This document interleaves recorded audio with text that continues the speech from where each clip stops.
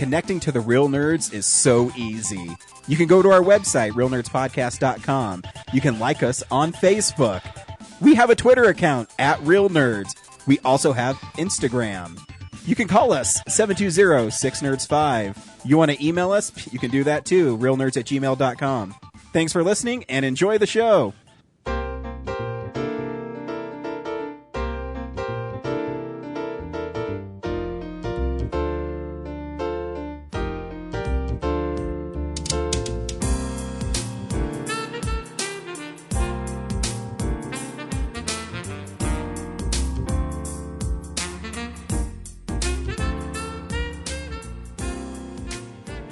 Welcome to Real Nerds Podcast, unofficially the official podcast at Denver Comic Con 2017 and beyond.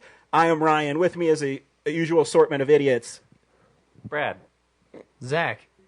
James. And today, I would never lump you in with idiots. Okay? Thank you. We have a special guest. You've heard her voice 2 weeks prior. Corinne, welcome to the podcast. Thank you guys for having me. Yeah, This is so fun. I'm very curious because how did you find out about us, one, and then we'll talk about you?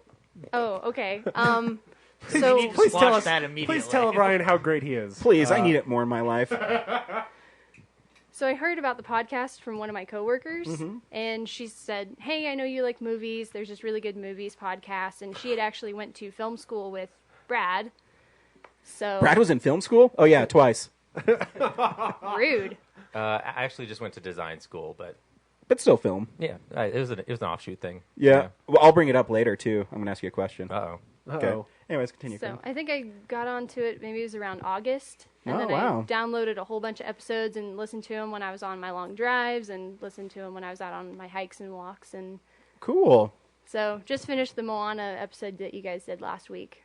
Sad I couldn't be here. You didn't listen to the first episode, did you? I was going to say. No, I haven't gone back that far. The farthest Good. I've gone Good. back is I downloaded the episode from Force Awakens, but I haven't listened to it yet. Oh, okay. Hey, That's a good one. That's pretty far back. Yeah. For like 3 months or whatever. Like that's a lot of progress. I haven't listened to all of them Oh, okay. yet.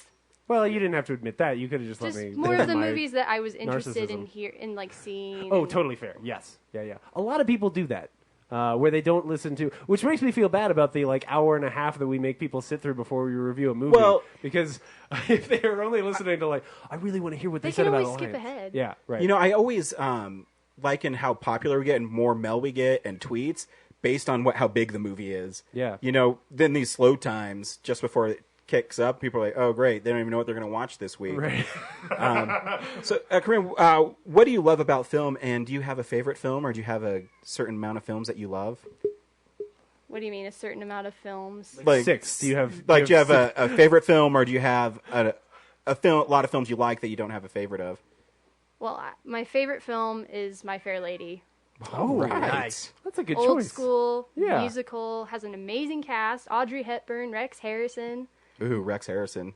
I was talking about earlier about handsome men. He is very handsome. He is very handsome, and he can dance and sing. Fuck that guy. He doesn't really dance, and he doesn't really sing in the movie. He kind of like talks Shimmies. on tune. Yeah, but I mean, he talks in beat, so that's all Yeah. that matters. Yeah. Ryan's just grown accustomed to that face. So, but I love movies because they're very diverse. You can tell a lot of different stories with them. You can tell, action, drama, a lot of different genres. You can tell stories across multiple movies, one movie. I mean, I think we can all think of like those first 8 minutes of Up that made every person who can see in the world I was cry. going to say, do we have to think about the first 8 minutes of We Up? do, because it's brilliant. We could just go on being happy forever. I mean, you guys were talking about Piper in a couple of episodes ago and how Yeah. amazing it was. And that movie has like no dialogue, right? Absolutely. Yeah. Or film. I mean, it's The short, yeah. yeah. Oh, So man. see the story that you can tell with film in just like those 5 minutes. Yeah. And the short before Moana was really cute too. Yeah, it was. Man. So, We'll do get you there. have a favorite genre then? Is musicals your favorite genre? No, I don't really have a favorite genre. No? There's a lot of different genres that have good movies in them. And I don't gravitate toward any genre. I just gravitate toward good movies. I think they're good movies. see, so story is very important to you, you'd Yeah. say. It's the most important aspect in watching a film. For the most part, well, you have to understand for me, I studied creative writing in school, so I'm not like a film person like you guys are. So I don't know like the whole cinematography and lighting and It's okay, things neither like does that. James. Hey, what? Son of a bitch. But she's entirely right. Story is the most important thing, so it doesn't really matter if you know. And character. Like, Right. Oh, those are the same thing. Yeah. Story is character. Yeah. No, I agree. She's wonderful. have you Can we ever- always have people on here that agree with me? This is great. She doesn't But have agree with have you. She ever thinks studied like what is it, the Aristotle 6 Principles of Drama or something? Yeah, I don't remember them very And well how because I like story, character, well, I think plot, not story, and then spectacle is the last one, but I forget what the other three are. Dialogue. and Michael Bay. not Michael Bay. See, James got his degree in English as well, Yeah. but he never uses it. I use it.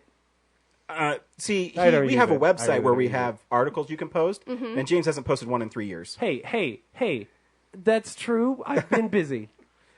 So have I, but I gotta- still have time to post 101 greatest Rod Stewart songs. I got a okay? really good one. I got a good one. It's just taking me a long time. Wait, what does Rod Stewart have to do with movies? It doesn't. It doesn't. He just doesn't give a shit. I don't give a shit. It's my website. As long as there's a place where Ryan can talk about stuff he likes, that's all. Well, he really what needs. does your shark shit show have to do with movies? Those are garbage. Hey, Rod They were Stewart has great. a song in Inner Space. That's a movie. Thank you. oh, all right. And Three Patch Musketeers. and Patch Adams. And Patch Adams. And Due yes. Date when he's letting his father's ashes out and You he's should- singing Amazing Grace. You I'm should just saying. totally do an article about like I the did. best uses of. I did. You You just did that? didn't read it. Oh, okay. How many years ago was that? A while ago. Oh, I don't know. I 4 forget years. anything that happened more than a month ago. Yeah. So James isn't always right. He's like, story's so important, but he likes movies like Magnificent Seven. So I don't understand. Yeah, the movie was pretty fun. It's How I is haven't it seen stupid? it. Oh, I it's haven't great. seen it yet. It's really fun. they have really bad ADR in it. What about? I know More because goo, Gage. I listened to the podcast. What about? Don't believe everything you heard on this podcast. Because it's right. this movie's for you. Where's what that about check this- coming from? What about this year? What's the stuff from this year that is like that you have been the most passionate about? Arrival. Right. Yeah. No, because you're a sane human being. No, because that was a great use of story and character. Yeah. And it wasn't, I mean, spectacle really came into it and there was, good dialogue, but the story, the way that they were able to tell it like non-linearly, spoilers, I guess, for It's anybody okay. who hasn't seen it yet. Yeah. But If they haven't seen it, they're heathens. Hey, that's my word. it's one of those movies where it makes you want to go back and rewatch it just to Oh, yeah. absorb the entirety of the story that they're telling, Yeah. so you can fully appreciate it. Man, I was driving around this week just thinking about that movie. A friend of ours, Shauna, went and saw it and said it was. She genuinely thinks it's the most emotional reaction she's ever had to a film. Like that movie devastated her in a beautiful way. It's so good. Amazing Spider-Man 2 devastated me. Well, I actually cried more during Moana than I did during Arrival. oh man, we got to get to that. Oh man, when are we reviewing Moana? Are we doing it as I a don't know. I second? kinda did it last You week, didn't see it, didn't did you? you? I didn't. So this week, okay. most of you saw Manchester by the Sea, Yes. but I got stuck at work and I wasn't able to see it, and I had to go Okay. to a party with my wife. Yeah. And today the Broncos played, and so I didn't see it. But Okay. Then we'll just do it in what we've been watching, Wait, so that you guys you and I saw can talk about. Manchester by the... I saw Yes. The Edge of 17. Wait, I what? thought that's what the movie was. You know what? Oh, It is- no. you know Somebody what? told You know what? me. Great. You know what, Corinne? It is going to be the movie of the week. The movie of the week is going to be Edge of 17, and No. Corinne is going to be talking about it the whole time. All right, Brad, we can go home. Oh, Wait, was mercy. Was it Brad who was We telling don't me care that was about the you, movie? Brad. Who was it? You? No, Oh. because I asked about like if you No, guys had you- considered The you're- Edge of you're- 17. You have been set up to fail. Well, you know, unfortunately. because you're actually yours, Although- and it was misleading your response to her. You said it's decided that's the official movie after she said she wanted to see Edge of 17. I proposed that. Brad. Well, I have a there, feeling that we more- saved you some more pain, though. reviews for the listeners. to- Right. That's all right. Yeah, we'll just make it a double feature Exactly. again. Yeah. Yeah, Well, wonderful. that's kind of what you guys did last week. Yes. Because you did. How some of you saw Moana and then Yeah, some of because you we saw were all Allied. supposed to see Allied, but a bunch of people saw Moana instead. So, you know. Hey, we're a movie podcast, so every week we see a new movie and we podcast our experience for the world. This week we saw two, Manchester by the Sea and The Edge of 17. Chaos. We can do that because we can do whatever we want. Because There no is one's paying attention. There is no structure. Because there is no audience. So yeah, we also talk about movies we've been watching, movies that are coming out on Blu-ray, movie news. And I did cry this week not watching a movie. Just in the dark. Yeah, in the Just by dark in the yourself. corner. No, I don't know if you're going to talk about the PlayStation experience during news. I haven't watched it yet. You Am I haven't? terrible? You are a terrible fucking person. No, so I know, Since I- you didn't see it, I'm going to bring it up. No, you should. I watched the trailer for The Last of Us Part 2, I walked into my and I was like, oh my god. I didn't know I wanted a sequel to the game until I saw this trailer. calling it part 2 was brilliant and won me over because you know my opinion because Yeah, I've said because on the I think show so too. that I don't want them to touch that But- story. And then when they put part 2 on there, I was like, I don't know, I feel manipulated, but fuck it, like that sounds great. So the whole trailer is someone picks up a guitar and starts playing it, and there's blood all over their hands, and it's a grown-up Ellie, and then Joel walks in, he's like, "You ready to go, kid?" And there's like dead people all over this cabin. I'm like, oh my god, I want to play this right now in 2018. I'm sure. I walked into my my roommate's room while he was watching it, and I just saw her turn around, and I saw the face, and my jaw dropped, and I was like, and how is it that a video game character made 10 years older than or 15 years older than the last time I saw her, I immediately knew who she was? Well, no, she's she's 19 now. So was it 7 years, Oh, okay. 5 years, something like Well, that? that's significant. Those are She's an particularly adult. She is an growing adult. 5 years, right? She is an adult. Yeah. Well, I'd say she grew up during the last game, but that might just be me. I'm not talking metaphorically. And if you've you know never what I'm played The saying. Last She of looks Us, very get a different, but- PlayStation 4 and play it. Yeah. Is this the game that everybody says is very similar to the new Logan trailer? Yes. Yes. Because Yes. I saw the Yes. Logan trailer, It is and the- all in the comment section was like, did they basically just remake The Last of Us? And I'd be happy. It's totally fun. Yeah, it's The Last of Us, only Joel has claws, Yes. which is great. He always That's all right. needed You can claws. kick him. Yeah. He can't see out of his right side because he lost his eyeball. So, Yeah. well, I guess it'd be his left side. Well, You're he right. knows, His left. he knows where he left it. Yeah, in a fence. Oh. This is I terrible. adopted him when he just got out of surgery, and he still was a little swollen, and he saw the stitches. He's a funny dog. Yeah. He's adorable. And usually when I adopt dogs, I change their names to something I want it to be named. But his name's Reggie, and I thought it was a cute name, so I left it. There was an Uncharted thing too, wasn't there? Yeah, there's an Uncharted game where you take the role of why can't I remember, Chloe. So it's a Chloe game. That's too bad. Paul Rappa the Rapper, the 20th anniversary made me happy. and Windjammers. Yeah, They're bringing back Windjammers. Windjammers. Yeah. And we also have the new Guillermo del Toro game. No. That is the new Kojima joint with the most crazy bullshit shoved Yeah, into so a that'll be trailer interesting. ever. Oh my And then goodness. Marvel vs. Capcom. Yeah. Looks fun. Yeah, Get a man, movies are PlayStation good. 4. Cool.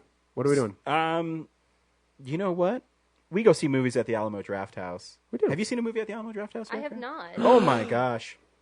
Next time we do this and we plan better, we'll take you to the Alamo Drafthouse so you can experience it. And so you Rogue can go One. see the movie that we're all going Ooh. to see. Oh, yeah. In fact, actually, hang out 1 second. Brad, why don't you tell us what's happening around Okay. town?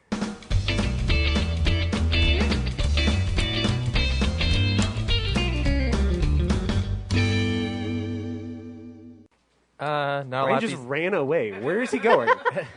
He's like, I'm out. Sorry, There's Brad, nothing go important to do.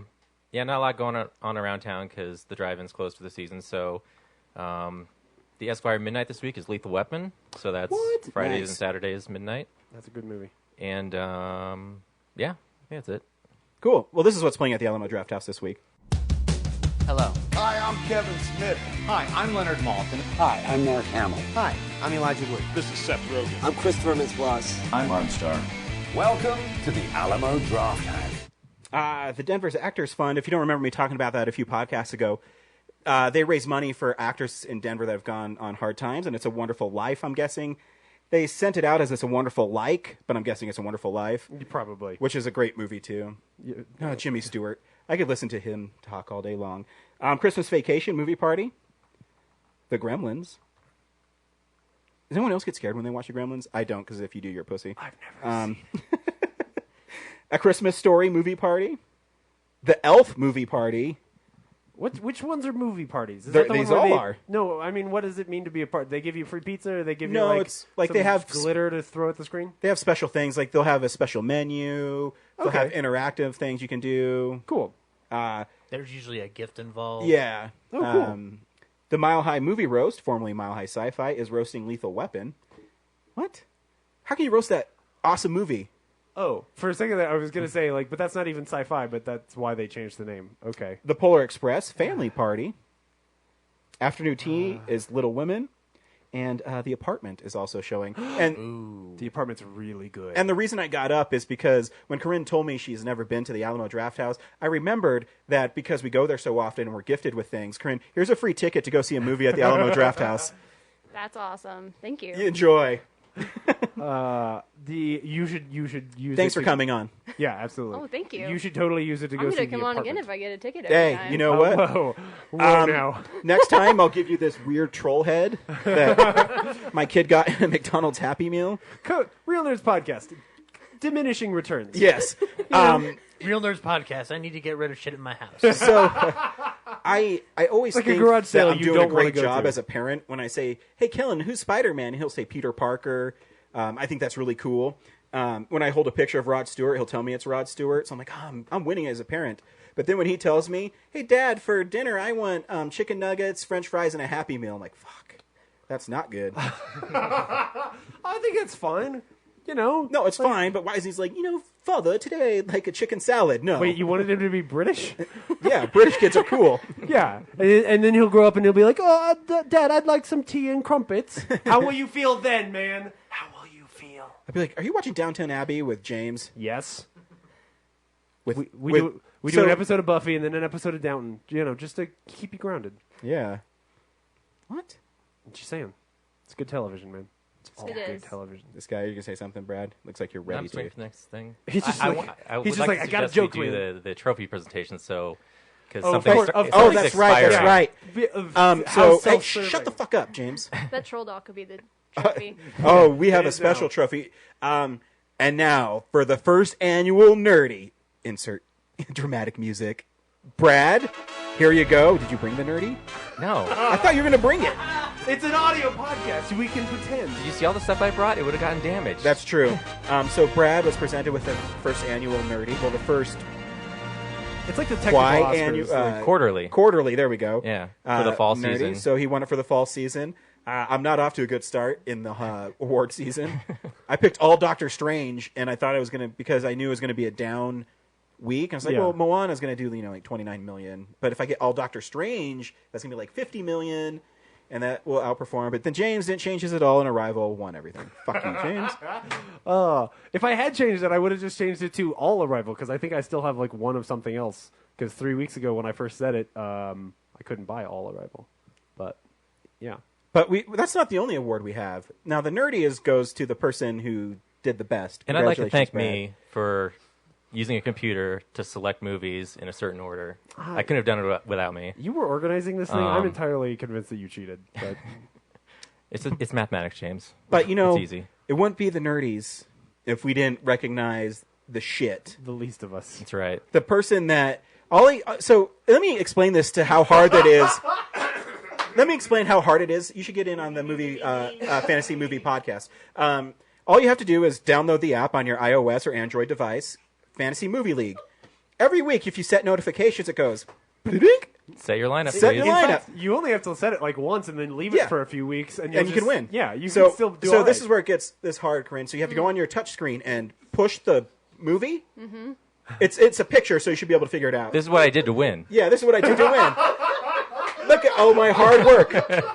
Woo! So the inverse of Brad is this piece of shit sitting over here. Yeah. Because we're fans of the TV show The League, Yeah. we decided to make our own Sacco trophy. Yep. Which instead is going to be the character who always loses on that show is Taco. So, Zach, There you go. congratulations. You won have a won shitload of tacos. 13 tacos, one for each week that you failed. And so if you want me to put this in movie terms, Brad is the Alamo Drafthouse Thank you. of Cineplex, and Zach, you're the Elvis Cinemas of the Fantasy Movie League. Because I half have the the time, best no hot one dogs shows in up. town, man. You were going to be the Shea Artiste, but they since have remodeled. So Oh mercy! Ouch. And you better eat all those fucking tacos. Oh, I will. We're gonna sit here and watch you eat those tacos. If you're smart, you'll just share them with everybody. So yeah. Anybody wants a taco, they're welcome to one. No. Corinne, we have tacos. Thank you. You look like you're a Taco Bell eater. Free movie tickets. I love tacos, but not from there. What? I'm a taco snob. I'm sorry. So, so's my That's kid. fair. When for a second birthday party, I asked him what he wanted, and he told me tacos and donuts. So that's what I gave him for his birthday at his party. Those foods are good separately. I don't know about together. Well, you got salty and sweet. Well, they weren't taco donuts. It wasn't like you put donuts no. in that's a taco. great fucking idea. Why would you eat them at Donuts? the same meal? Wait! Stay with me. Okay. So you Real get so you Nerds get a podcast. so you get a thank you. So you get a donut, and make it like a taco shell. Uh-huh. You put like the cream in it, and then put chocolate on the top. You got like a Choco Taco donut. Isn't a donut taco shell like a chalupa? Yeah, that's what I mean. Like, yeah, you could do it that way. It'd be- Yeah, but you would want glaze. So really, we're really just talking about dipping a chalupa in and if, chocolate. And if people which didn't sounds know, pretty great. I'm fat, so I really enjoy chocolate and donuts yeah, and tacos and pie And- and buffalo wings and chicken tenders and Anyway. corn dogs, regular size or mini. I don't know where I'm going with this. I I don't either. We should start a new segment. And I should say, Thanks for coming on the show, Corinne. fuck you, Brad. It's like this every week. I can do whatever I want. My show. Now we're going to talk about the Rod Stewart discography. Oh. It all started in 1969 when he released An Old Raincoat Will Never Let You Down. At that time, he Now, what's blended... funny is They could just Ryan edit doesn't that. realize that I can turn his mic off, and then we are completely free. And then you lose the real star of the show. Or you can edit that part out. Oh, we could edit Just that edit part. out So- all of his comments. So, Corinne, so now that you're here, who's your favorite real nerd? Whoa. Don't make me choose. No. Y'all are sitting right in front of me. No. Dude, all the It's- air just sucked out of this room. It's me. I know it is. It's okay.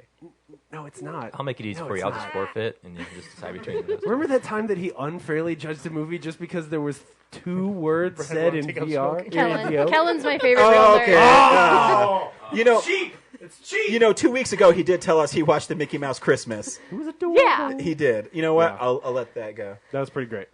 I mean, if you like movies like me, then I'd be your favorite nerd. If you like pretentious shit, you'd be like Brad. Okay, thank you. I find that when I'm listening, Uh-huh. it's like half and half. Yeah. Like sometimes I'll agree with you, and sometimes I'll You know agree what's with funny James. is his mom's the same way because when me and him disagree, No.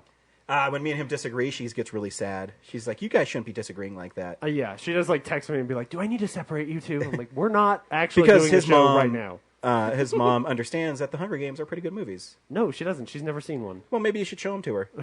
No, I don't. I'm not mean I'm to just my kidding. mom. I'm just kidding. I hope his mom always chooses him over me. This is real news. Oh no. It's real news. I did that because he has one job and he doesn't have it ready. Yeah, I have no idea. It's Nothing real happened. news. What Hey, happened you know what we in should cinema do? world? We should so play the trailer for Guardians of the Galaxy Volume 2. Wait, have should. you guys not done that yet? It's been out for like 2 weeks, hasn't it? No, there's a Or is new it- one. Oh, there's a new one? Oh, it's amazing too. Yeah, here it is. Here it is. The fate of the universe lies on your shoulders. Now, whatever you do, don't push this button. Because that will set off the bomb immediately, and we'll all be dead. Now, repeat back what I just said. I am Groot. No! No, that's the button that will kill everyone. Try again. I am Groot. Mm-hmm. I am Groot. Uh-huh. I am Groot. No!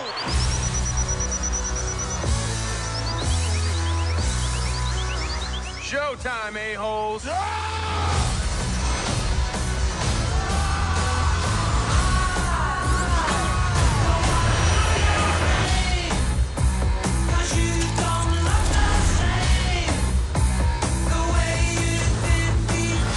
Screw you, spaceship!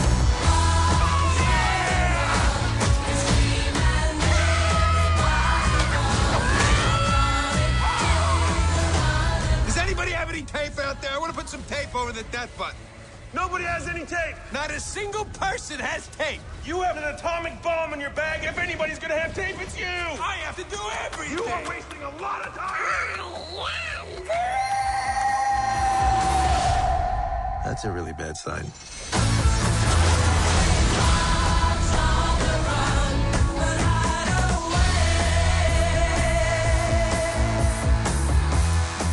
If I touch someone, I can feel their feelings.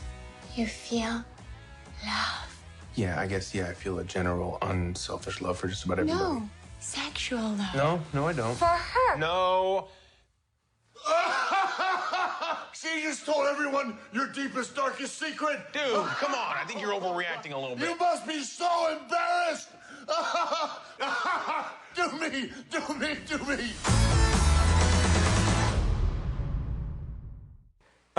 So I love Baby Groot. Yeah. It's amazing. So my favorite part is when he's running away at the end with like the detonator. He's like, Baby Groot. It's great. Oh, I like when what's his? Oh, damn, forgot his name already. Star Lord. No, the Drax. Steve Buscemi. Drax, yes. Okay. When he's like laughing in the therapy session or whatever. Yeah.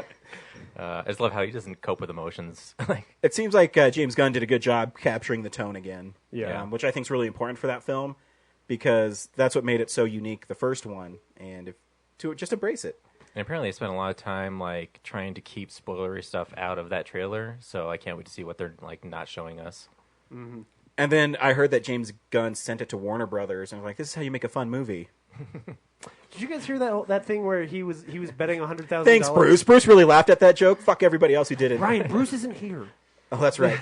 Did you guys see that whole thing where he bet $100,000 because there was there's an Easter egg still in the movie that nobody has figured out? Yeah. I did see a really good theory that what is it? There's that celestial that's made entirely of stars. That the flashback scene where he's talking to his mom, that whole scene is actually happening inside of that celestial, which was cool. But anyway, yeah. Also, Bruce, when I'm on here, I try to make my wavelength look like a penis. That's how I check the levels. Ryan, Bruce isn't here. He's standing right there. The entire audience is very confused. I got nothing else. Brian Fuller has completely dropped out of Discovery now. Yeah, we talked about that last week. No. he completely no more. Like it wants nothing to do with it. Oh, Before he was just like a consultant. Yeah. And now he's just completely Now washed he's like, his you hands know of what? it. Fuck you, Star Trek. I'm busy. that's too bad. Yeah. In other news, there are new set photos from the new Doctor Who Christmas special. Ooh. Is anybody here a Whovian? I used to be. Used to be. Light Whovian. So, we should play some very sad music. Here's the Hulk music. Yeah. Yes. I really don't like Stephen Moffat. And ever since he started running the show, over the years, I just liked that show less and less, and it makes me sad. I'm a guy who, from the age of 8, I used to watch the black and white show back on PBS. I would stay up late, and they would cut into little 20-minute episodes. And so I never saw I very rarely saw entire episodes to completion because they would run over multiple nights. But always loved Doctor Who. Was so excited when it came back. And I hear good things about where it is right now, but honestly, I just don't trust it anymore because it's still when he leaves, I will start watching again. But River Song is still to this day the worst thing that's ever happened to Doctor Who, and so I have such a hard time with that show. Sweet, are you shaking your head because you disagree? No, I agree with him. I don't like River Song either. Yeah, no one. She's fine, but no, not I mean, my favorite. They made an episode of that show called "Let's Kill Hitler," and they don't. That What? episode's not fun. That's because it's a quote from the episode. No, I'm She's aware. saying, "Let's kill Hitler." Yes, but you called the episode "Let's Kill Hitler," and then it's Well, just a obviously they River can't Song kill episode. Hitler. Yeah, they could. I'm still waiting for a death as great as Inglourious Bastards. I just want to see his head keep on getting smashed. It's Doctor Who. We could have some weird other universe or some other timeline. You could come up with all That's kinds true. of different. They did make an episode where the moon explodes Right. and then is reborn. Kind of. Yeah, It's you an could egg. always- It's an egg. The moon is an egg. You know why I don't watch BBC shows? Because of that. You could just reveal that Doctor Who was some kind of alien monster, that Hitler was some kind of alien monster, and then you vaporize him, and like, and then the real Hitler's still Yes. out there. right? Yes, yeah, he's in a bunker somewhere, but like, But then they really wouldn't have killed Hitler. They would have just killed a monster that looked like Hitler. it's fair. But at least early on, you could say, "Let's kill Hitler," and then you have an episode where you kill Hitler, and instead of having an episode where like River Song rides a motorcycle, and you're like, "This what? This I didn't sign up for this." You at least have to watch one episode with Peter Capaldi in it. Okay, I will make you that deal. Cool. 100%. He- Should I start from the beginning, or should I start from something more recent? Man, that's a. He has a cool voice. I have to think on that. Okay, you let me know, and I will watch whatever No. episode you tell me Okay, I just thought of it. Okay. You need to go watch Listen. to. Okay, It's from Series 8, okay, Episode 4. cool, done. I will go do that. It's a good Fantastic. episode. Yeah. James got assigned homework. I did. How does this work? You get That's not free movie even- but tickets that's and not tacos, even- and I get homework. That's not Oh, even the my best goodness. episode that he's been in. The It's other, just it's just one that you think is a good place to start. exactly. Fair, totally fair. It's like one of those kind of like what happened with Blink. what's the one with Blink? Yeah. Yeah, it's very much like where that. that's the episode that everyone tells everyone like, oh, you got to go watch Blink. And you're like, because that will convince you. Because it's just kind of a standalone, and it's Oh, yeah. also very intriguing and well written. Yeah, it's also the show that got Stephen Moffat the showrunner position, which is too bad. When people ask me, where to start in Buffy, I say you skip all of season 1 until the very last 2 episodes, and then just watch from there. Do you think you could do like episode 1 and then the last episode? Oh, yeah, the last absolutely. 2 episodes of that Oh, season. yeah. Just Because they just skip introduce- the demon robots and Yeah, Yeah. because they introduced the Master, so then you just Right. got to see her kill him. yes, exactly. Spoilers. Now you don't need to watch those episodes. Well, there's a lot going on. yeah, But no, yeah. I agree. Anyway, I got nothing else in news. I thought somebody died. Don Somebody probably died. How do you pronounce his last name? I'm gonna look it up. Shufo. It's like Chaklafa, something. Anyways, he plays Ernie in The Return of the Living Dead, the coroner, and he's great in it. Okay. And he passed away at the age of what, 64? 74. 74, yeah. That's not so bad. Here's kind of a weird thing. So, Jonathan Tiersten posted it, and then it was posted like an hour later. Luke Cage renewed for season 2 on Netflix. Yes. I still haven't finished that first season. I Luke haven't Cage. either. I'm not the only. Yeah, I'm glad I'm not the only one. Wasn't there supposed to be a trailer too for the Mummy debut today? There was that little the teaser teaser. came out, but I haven't seen the actual trailer drop what yet. the hell? Yeah. Yeah, it was supposed to be some. Yeah, I'm down for a new Tom Cruise. Anything. Even that little teaser, I was like, okay, Yeah. I'm down. Does it still stand that you really want to see him run around with the bandages? Well, what I want to see him do. So this is how I want him to kill the mummy. So the mummy lady is there. She's like has sand and she's blasting at it. He's running through like the sandstorm, and then he runs through her and she blows up into sand. Because he runs so fast. runs so fast. I was with you. Okay, that's awesome. Yes. Does he at some point earlier on have to outrun her sandstorm? That would be awesome. Oh my gosh. Yep. See, Tom Cruise is a great runner. I don't know how many Tom Cruise movies have you seen? I have no idea. No, have you ever seen The Firm? I have not. Watch The Firm, and then you'll be like, "Oh my gosh, that dude!" I think he runs for like 30 miles. What's great about it is that he was running on the cover. Like He the, is. The promotion of He's- that movie well, is like just Tom whilst Cruise running. holding a briefcase. Yes, yeah. Well, it's professional running. It Yeah. is. What they Yeah. need to do is they just need to make a movie of a single shot of him running, and then all the shit happens to him. Kind of like Hardcore Henry, but like better. I think there is an actual YouTube video. It's just they it's cut 20 minutes. It's long 20 of minutes all of the Tom times Cruise he's running. Yes, yeah, But it's fantastic. I'm pretty sure it was The Firm that started it because what's The Firm 92? Probably. So pretty early in his career. It's when he started learning how to run good. Yes. Before that, he was Run he was good. an amateur runner. Yes. Because he's chasing down that one dude. Right. That's And, the movie where it's he's like pretty amazing. As an actor, I need to learn how to get there. Yes. And now when you see him, you're like, he needs to get there. And Could he be will. Yeah. Based off that episode of The Flash where Barry can't stop running or otherwise he dies. Like there's a bomb, like Speed. Yes. Like Yes. there could be a bomb attached to him. Oh, and then shit. he That just keeps he has to keep running or he dies. And he just called the movie Run. Yes. Yeah. Run Tom Oh, Cruise. see? Copyright Runners Podcast. And- oh yeah. No, it would just because then he's gonna have his name on the poster, so it would just be Tom Cruise Run on the Yeah, poster. but there are is a the title, silhouette Tom of him Cruise running. yeah. Oh yes, yes, yes. It is. Yeah, but it's going to be misleading because people are going to think maybe run away from this movie. No. No, you tell him, oh, Dennis Hopper's dead. But you have a guy like Dennis Hopper be like, you stop running below 10 miles an hour, the bomb goes off. People will interpret it the way they already interpret any movie with Tom Cruise on it, is that they need to run and go see that movie. Yes. So, Brad, I want you to make a mock movie poster with a silhouette of a guy running for the R, and it's starring Tom Cruise. Yeah. All right. I know you can do it. Really quickly, it was Don Calfa. Calfa, there we go. Okay. Calfa, he was also in Weekend at Bernie's and Yep.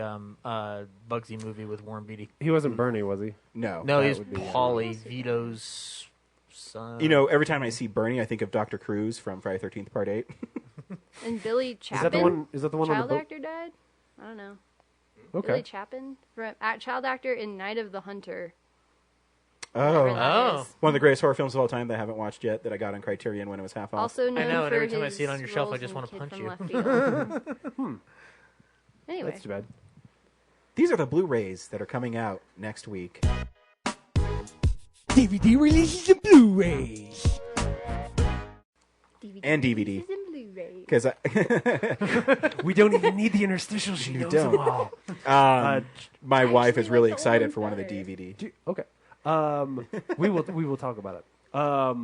Jason Bourne is coming out this week, as well as basically every other Jason Bourne movie. You know they're what? all getting 4K I was releases. really disappointed. I mean, Jason Bourne's a pretty cool movie, but I was disappointed that the punch is recut in the film. Oh, dude.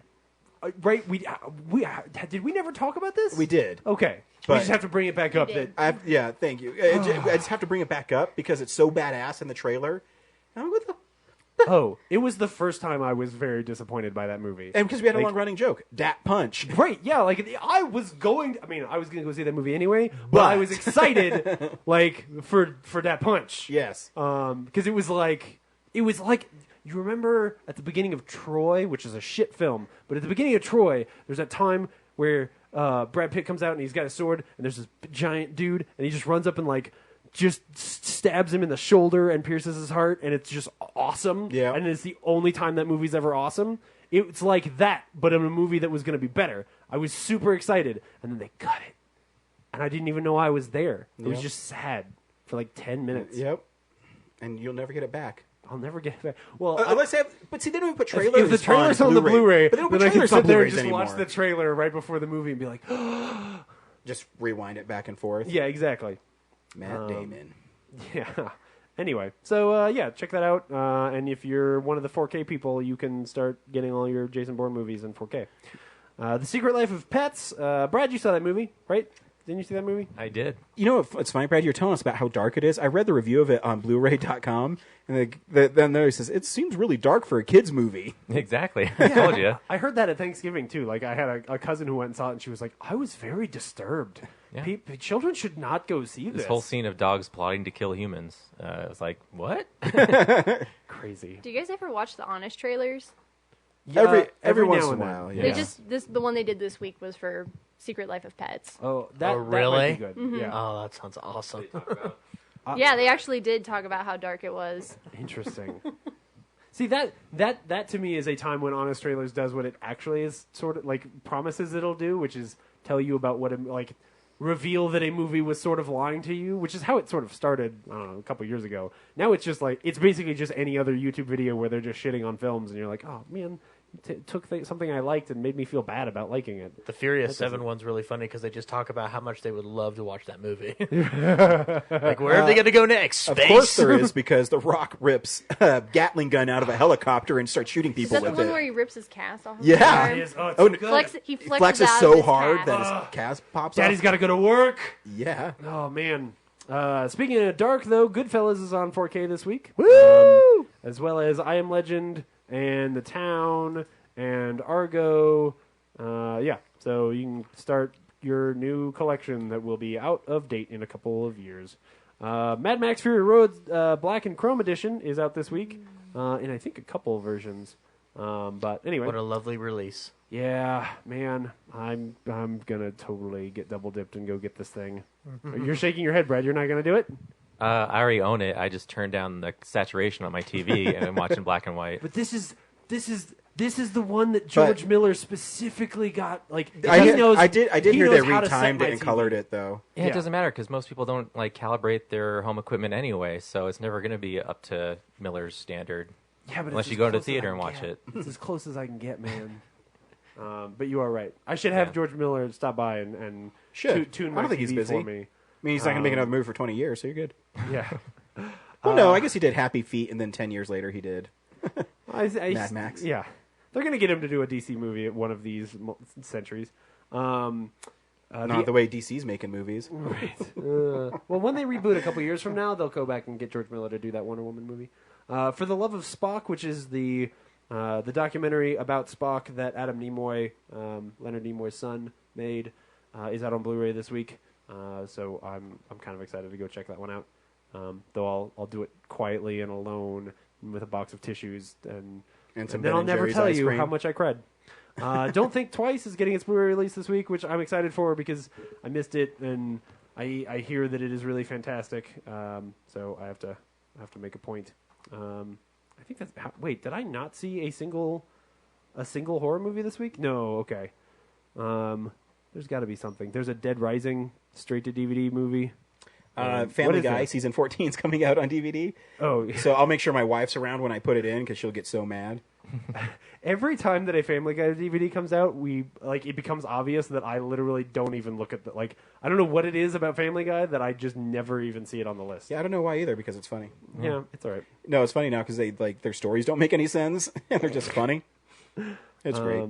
Yeah, man, I don't see any crazy horror movies. Don't worry. here. Next week, Jack Frost is coming out. And I can't wait for that. Oh my goodness! I mean, there's like some schlocky horror movies down here, but none of these look like Arrow releases or anything. Corinne, have you cool. ever seen the horror movie Jack Frost? Is this the horror Maybe one like a or long the time Michael ago when Keaton I was a one? The horror kid. one. This is the one where the dad gets turned in. He dies and then he gets turned Oh, into that's a the Michael snowman. Keaton one. Yeah, that's So there's that's one the adorable called movie. Jack Frost where the serial killer is being transported to the execution or the electric chair, and a truck full of liquid nitrogen crashes into him, and when it's snowing No. outside, and he bonds with the snow, and he becomes a killer snowman, and he rips people's heads off and stuff. It's really stupid and funny. I haven't seen that. And they kill him with antifreeze. Oh, I just spoiled it. Sorry, guys. But I'm Sorry, I think I blacked out there for a second. I'm reading. It's literally getting a huge Blu-ray release. It's been 4K restored. Yeah. It has tons of special features. I'm like, really? All right. These are the movies I used to rent at Blockbuster when you're too young. But No, I remember Blockbuster. but I used to go there and there'd be these video cassettes that had really badass covers to them. And Jack Frost had a it was a holographic. holographic. Yeah. So when you move it, he was like a smiling snowman. You move it another way, and he had sharp teeth. Yeah. Made of ice. That's a movie I could see them working hard on because you could make a lot of money releasing that at this time of year. Because it's right? goofy. Yeah. I mean, there's a part where he that one where he kills a woman in a shower. yeah, he kills her in a bathtub, and his carrot for his nose floats up between her legs. Shannon Elizabeth, if you guys don't remember her from no American way. Pie, yeah. Oh, okay. And he fucks her to death in the shower. Of course. And he says stuff like it isn't fucking frosty, and he shoots icicles out of his hand. Yep, it's awesome. Don't sit there and be like, "Oh, that's stupid." It's awesome. No, it sounds. I'm gonna let you borrow it. And It you're gonna make sounds you watch fantastic. it It sounds fantastic because it's your favorite kind of movie. Sounds like comedy gold. Cool. It is. That's this week. Cool. We also see movies all week long in a segment I like to call "What We've Been Watching." So, yeah, this is the stuff we've been watching. Now, you're the guest, Corinne. Would you like to start, or do you want me to have someone else start? No, somebody else can go. Okay. Go for it. Zach, what'd you watch this week? 'Cause Whoa. you haven't said a fucking word all podcast. One Yeah, he word. did when he got his tacos. Yeah. He said thanks. Yeah, I said That's thanks. that's what I remember. I was cordial and polite. Fuck you. Cordial and polite, and the name of his cinema is Movies After Ass. Wackety schmackety doo. I didn't watch that much this week actually. I got back into The Simpsons, so I started popping in season 3. The Michael Jackson episode is really funny. Oh, yeah. Season 4, I think, is my favorite one. I think that's the one with Cape Fear in it. No, that's season 5. Is it season 5? That's season 5. Whatever. There's 10 episodes that just... Well, it's probably the whole season. It's just absolute gold. Mm-hmm. No, that has the Barbershop Quartet episode, Oh, yeah. which I think is really funny. Where they're... I love how Chief Wiggum's trying to get back into the group. And he's wearing a Dr. Dolittle mustache, and he's like, if I could walk with the animals, talk with the animals. And he's like, wait a minute, you're Chief Wiggum. This bird's going to fly. I love the Cape Fear episode because it's so silly. That rake gag. Besides, actually, my favorite moment in it, well, there's two. Marge goes to the police station and she is going to report that Bart's being harassed by Mel. And Chief Wiggum says, I'm sorry, I don't think there's any crime about mailing threatening letters. And Marge says, I'm pretty sure there is. And Lou comes up and says, look, Chief, she's right. Well, shut my mouth. It's also legal to put squirrels down your pants for the purpose of gambling. And they cut away, and in the break room, all the cops have squirrels on their pants. Like, he's like, break it up, guys. And he shakes his leg, and all these squirrels run out of their pants. I don't know. It's funny stuff. And then they make fun of the Denver Broncos because Homer wants to be John Elway, and he jumps in and scores a touchdown. And then the announcer says, the final score of Super Bowl 30. Denver 7, San Francisco 56. And when they finally get relocated, Homer's wearing Witness Relocation Program t-shirt. Now, when I step on your foot, you'll say my name is Mr. Thompson. See, this is when The Simpsons were brilliant. Yeah. And now you're just like, it's okay. Yeah. And I also watched The Kid, which you loaned me. That kid. Made me cry. Oh, yeah. It'll make you cry. But my favorite moment in that movie, it's a Chaplin movie, for those who don't know, is... when the kid's about to break the window. Oh, yeah. And the cop's right behind him, and he's just like... I know it's a bad visual gag, but... Well, no, it's a good visual gag, but for the podcast, it's not very good. Yeah, for the podcast, it doesn't work. But yeah, didn't I see anything else? No, I don't think so. Boring. I know. You know, you're a film guy. Maybe explain why you like The Kid so much. Sometimes a film guy needs a break and just wants a cup of tea. And I'm trying to draw out of you why you liked The Kid so much. All you said is this one scene, and you try to demonstrate it for our listeners who can't see you. Was it like the Heil move with the? Wait, what were you doing? Oh no! He's trying to. Okay, so in the scene, this kid. So the purpose of the story is that the kid will break a window, and then Chaplin's tramp will go and fix it. So they'll make money off of it.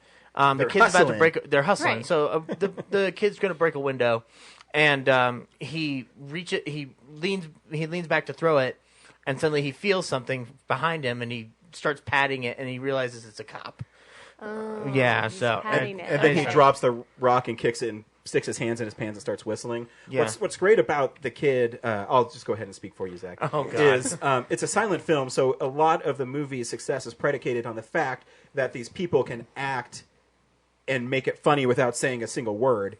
And I thought the cinematography was actually really good. oh in yeah, that film too. and when one of my favorite visual gags, and there's no card for it, is when they ask Chaplin, the tramp, when he has the baby, if it's a boy or a girl, and he holds up his finger like 1 minute, and he runs upstairs, and he comes back down, and he says Jack, because he was checking to see if he. And see, stuff like that is great, and that's why that movie I think transcends time. Is one of the most fascinating things about the film is that it was Chaplin's first feature film, from what the Blu-ray was describing, and just for him to be able to gauge the cinematic art form and the feature form, for that matter, because he was primarily shorts up to that point.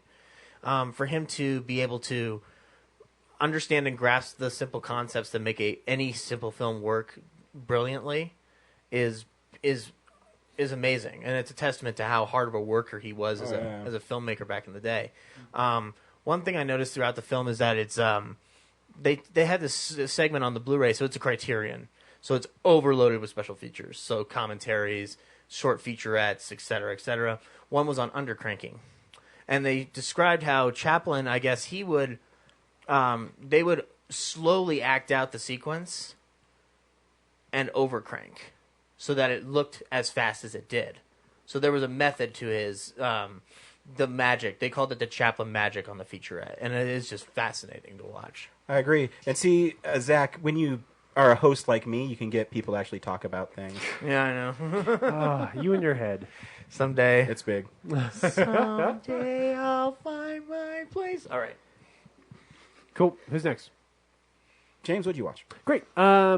Just Better be interesting. A couple of things. I got a chance to see Central Intelligence, Ryan's favorite comedy of the year, and it is really good. I told you. It's really fun. I love when Rock is like, I'm always down with the corns. He's talking about unicorns. Yeah. So he's wearing a unicorn shirt. I mean, I wouldn't necessarily go that far because I don't know. I don't know what to say The Nice Guys is. If someone says it's a comedy, then I'm definitely not. Action comedy. Yeah, hybrid. I would put. I'll say that I think I laughed more at Ghostbusters, but the things that are wrong with Ghostbusters aren't wrong here. Like the action scenes are actually really fun. Like The Rock is amazing. Kevin Hart is just fine as a straight man. That's what I mean. And like, actually makes me laugh. There's a couple little moments where he does a really good job. I think he's better as a straight guy because I Yes. think The Rock, because the Rock has this amazing ability and timing and comedy. I don't know where he learned. He's just natural, I guess. He and Tatum have the same ability where Yeah, both, exactly. they Yes. both are able to draw on the fact that, like, okay, we expect you to act this one way. We're going to flip the lid and give you something completely different. And he's really, like, this is the closest to chewing scenery that I think The Rock has ever been. Like, there's some moments there where he delivers a line, and I'm like, dude, that wasn't... I don't even know that was good, but it was funny. But see, here's the thing: is he does it on purpose because he's that character. He's playing a character in the film on top of his Stone Cold assassin character. Right. The character he is playing in the movie is also playing a character. Is what? Yeah. Yeah. So it's just funny. It is. It's actually really fun. Like I laughed when Amy Ryan's character shows up. And she says, have you seen this guy? He's like, yeah, he's in my living room. And the scene before, they pan past the living room, and it has Mountain Dew bottles, pizza boxes everywhere. It's all disheveled. And like 30 seconds pass, and they come back, and it's spotless. Yeah. And they do that throughout the film. Like, he's like Batman. He just disappears randomly. It's funny. And I think what's really unfortunate about it is that the trailer for this movie leans so heavily on, especially the like CG fat The Rock. Mm-hmm. And I found that so not fun that I was like, I don't want to see that. Yeah. If they hadn't done that, I probably might have I might have checked this movie out. And it's too bad because in the movie, there's still a weird CG fat Rock, but at the same time, that storyline is actually handled so well that I'm totally cool with it. Like, yeah, it's super weird that you CG'd The Rock's face onto a fat kid, and like threw him into a like auditorium naked.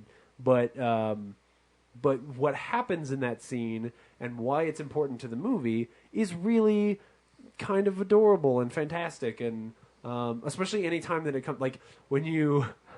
The running joke about how much The Rock likes Kevin Hart's character and thinks that they've been best friends for the last 20 years is great.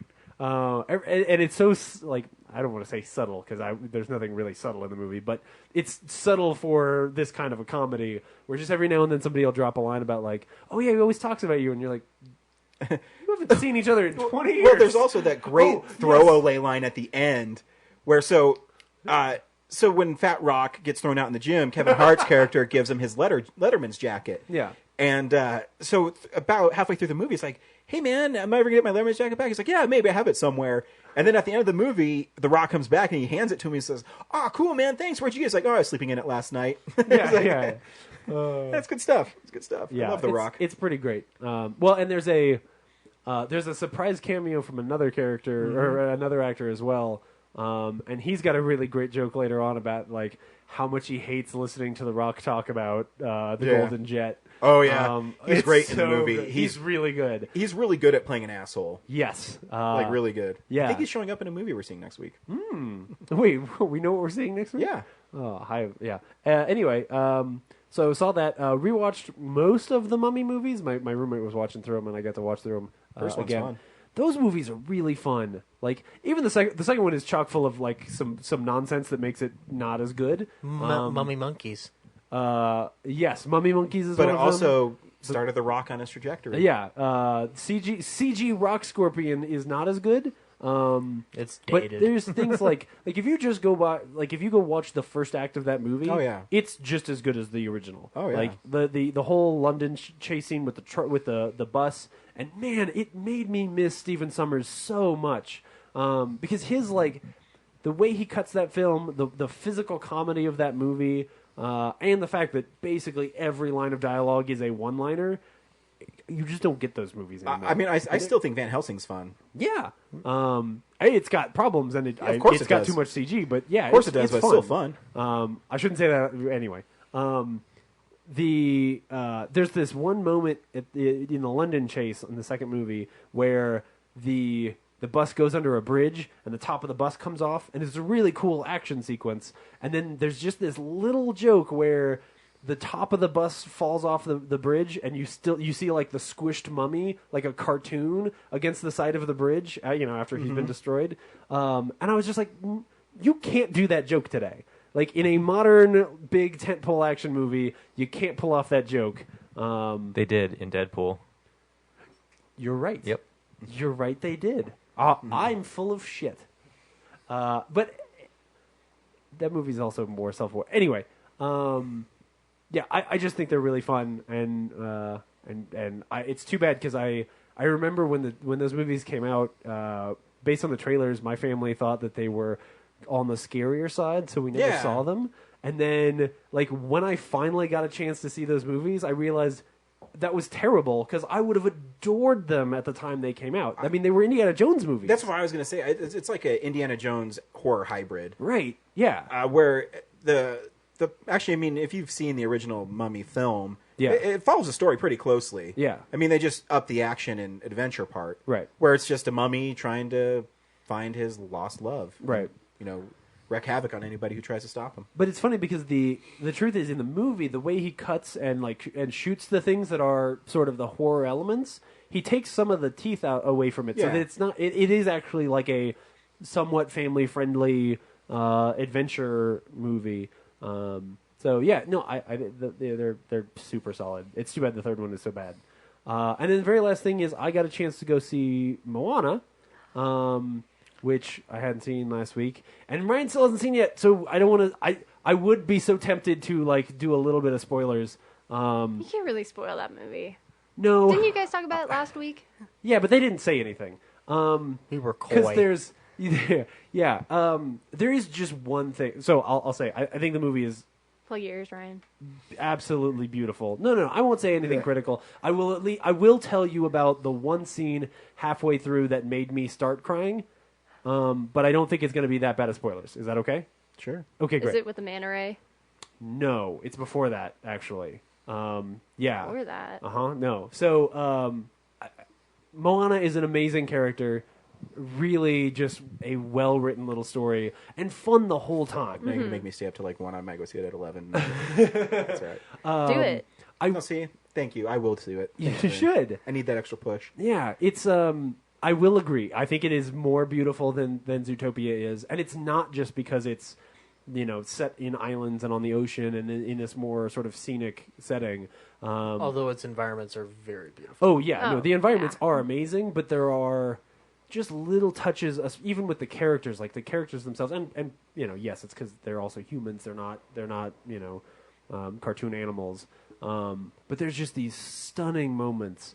That you just want the movie to stop for a second so you can look at everything. The first mind-blowing one was where, it's not spoiler, it's like in the first 5 minutes, but where young Moana walks into the ocean and the ocean parts for her, and it's like this big glass. And you can see all the fish in there. Oh my gosh, man. that's beautiful. Yes. Well, and that scene is such a touching and important moment for the story, but such a touching little story. Like, that scene on its own feels like it was at once or could have been a short film before a different Disney movie, because it's so wonderful by itself. The thing that really killed me though, so wonderful characters, a handful of amazing messages that are handled very, very well, all about as maturely as Zootopia does.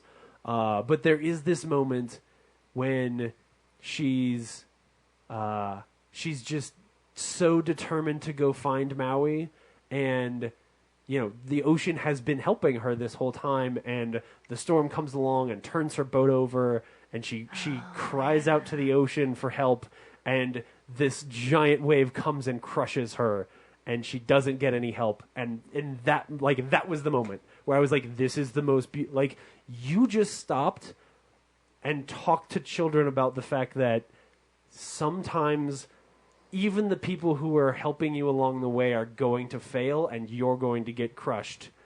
And in the end, something good and wonderful can still come out of it. And I was like, oh, this is amazing. Like, it was such a moving moment in that story. And then I was ruined for the rest of the movie, because it's just wonderful. So, I didn't quite get that out of that scene. I saw I it see more a lot as of like things that aren't there. maybe. I mean, that's kind of the whole. That's Like one of the colors? benefits of like. Oh, that was great! Rude. Haha, you're colorblind. No, that was wonderful. It's true. I do see colors that aren't there. Oh man. No, but like that's one of the great things about like literature and films is like it doesn't matter that you're able to you can interpret things however you want. And maybe there was, what the creator, the showrunner, or the director intended. Yeah. But we can still see things that, maybe they were intentional, maybe they weren't. Yeah. But we see them anyway. Yeah. No, it's really great. And the sign of a great script that it even has those elements to it, right? Like that's what a carefully written script does, is it's got these things that you can pull out of it that aren't necessarily intentional, because the script itself is so tight that that they didn't need, it's got that extra flesh on there because they didn't need to like shoehorn in a bunch of excuses to try and get your story from A to B to C. They're just telling you this wonderful adventure, which actually comes out of a whole lot of hard work to figure out how to not have all this junk in there. It's fantastic, but that's everything I saw this week. So, Corinne, you also saw Moana. How did you? I did. Like it? Yeah, I saw it last Sunday. So, and then you guys had recorded at 3, and I got out at 3:15. No. And I was like, dang it! You asshole. Shoot. Why are you looking at me? I Oh, it was made totally it. my I fault. was just down the street at like Denver West. Oh my gosh. Oh, man, Just why did- just so you know, Grin, anytime you want to come on, just let us know and you can show up. Oh, okay. My front door is usually unlocked. Bruce, Yeah. you can come by too. Actually, the keys are usually in the front door, so you if can take want- him and take his and, car. And if you want to take my car for a ride, it's cool too. So no, I thought it was a really great movie. I do have some problems with it, very minor, but Sure. I would agree with you guys. Like, definitely go see it. Take your kids to it. Yeah. It's a wonderful movie. It's a new Disney classic. That's what everybody keeps saying. Yeah. And it does hit a lot of those same beats that a lot of Disney movies and just other children's movies tend to hit. Like, this is where she goes off on her journey, and this is the part where she has the stumbling block, and she has to go and rediscover her purpose, and then she can continue on. And but yeah, both of the manta ray scenes got me. Yes. Yeah. Yes. If you haven't seen Moana have yet, not. manta rays are a very significant thing. Just saying. They also You killed guys have Steve seen it, Irwin. right? Whoa. Well, that's why it's such So a they're- great scene. so is they're that- my bitter enemy. No, the ghost No, of it becomes a Steve good Irwin thing. shows up. You see them and you associate them with Steve Irwin, I do. no, no, with like the spirit of like your elders like looking over you. I don't want to Yeah. spoil it, but No, it's really wonderful. oh yeah, there were too many sidekicks. I thought. Um, But granted, like none of the sidekicks like talk, so that was good. By Because if you sidekicks, have, you like, mean the there's a pig and a chicken. and the chicken, and then you have the tattoo. And I also kind of felt like the ocean was a little bit of a sidekick because it would kind of do like funny, Yes. like it'd put the Yes. rooster back on the boat, kind of, Yeah. and then it high fived her in one scene. Yes. So if you can see a movie where an ocean high fives someone, I'm a huge Disney fan, so I'll be cool. yeah, yeah, like that line where he actually calls her out and he's like, "You're a princess and you have a sidekick," or something Yes. like that. Like you're on a quest and you have a sidekick. You're a princess. Right. Yes. Yeah. It's very. There are at least 3 or 4 wall breaks. 4th wall breaks. Nice. The I will. crab does the Tomatoa I at will. the end. Yeah, Yes. Yeah. I will agree. The that tweet scene was really weird. the tweet joke is really bad. Yes. Yeah. It's really bad. I will also say that the minions are terrible, which is made even more true when this movie brings coconut minions onto the screen, and they're way on there- better, way better than minions, Because they don't talk, and but they're not on there that and long. they're awesome. Like they're actually cool and fun in all the ways that minions aren't. Oh man, I actually kind of forgot about them. coconut minions. Yeah, no, it's great. Coconut minions. Oh man, That's Great when actually they a very draw apt those like evil description. faces on themselves. Right. Yes. Like in 3 seconds, I was like when they showed up, I was concerned for a second. I will admit, because I was like, this screams, "Hey guys, we need to put some minions in this movie." And then they were way more interesting than actual minions, and were actually entertaining. And I'm sure that there will be some straight to DVD Coconut Minions movie, and I'll be disappointed. Don't worry, James. Where None Sandra of them will ever Bullock- say banana. Yeah. Oh gosh. Yes, please. They'll just say coconut a lot. Coconut. Yeah. What else did you watch this week, Corinne? Well, I was gonna say about Moana, like something that really stuck out to me was like the themes of that movie, like the legacy and the tradition and the family, like her rediscovering her legacy. Sorry, Ryan, kind of spoiling it It's a all little right. bit. It's okay. I'll live. But that It's the scene, way that it happens that's that important. scene in like the first 10 minutes where her dad takes her up the mountain, shows When her he explains that that, pile of stones. That was I thought that was the best scene in the movie Oh, so good. because Yes. it was so layered. It does. It's actually the same thing from Good Dinosaur that Good Dinosaur didn't do well, right? Like when they've got I the didn't see rocks. that movie. Oh yeah, well there's a scene that's similar that's not as good where they've got like a pile of rocks and they're like, "Hey, this pile of rocks is our family," and like it's supposed to have a lot of weight and it's okay. And then they do it in this movie and you're like, And it gives her And the character reason- motivation yes. for why she feels so conflicted. yes, because it's more than She just feels like called to be a leader, and she also feels called to go across the ocean and go on this journey. well, and the subtext of that of saying like. It's not just that you're a part of this family and you're responsible But, for like like, upholding look at this. all the You're actually traditions that supposed you- to raise the bar. Yeah. Right? Like you're Or actually like going if to take you this thing and be don't, better than you're I was. gonna bring it down. Yeah. Oh man. You're gonna just So good. So and good. then at the end with the shell on the. Yeah. Yeah. Yes. Uh-huh. Uh-huh. You guys saw it, right? Yeah. Yeah. Okay. Yeah. Really good. Really good. But yeah. So fun fact: did you know that the Tamatoa song was kind of written in the style of David Bowie? Really? Yeah, because Huh. Lin-Manuel Miranda said that it was like right after David Bowie died, and he was kind of like feeling that vibe Yeah. of like Ziggy Stardust and stuff like that. Okay.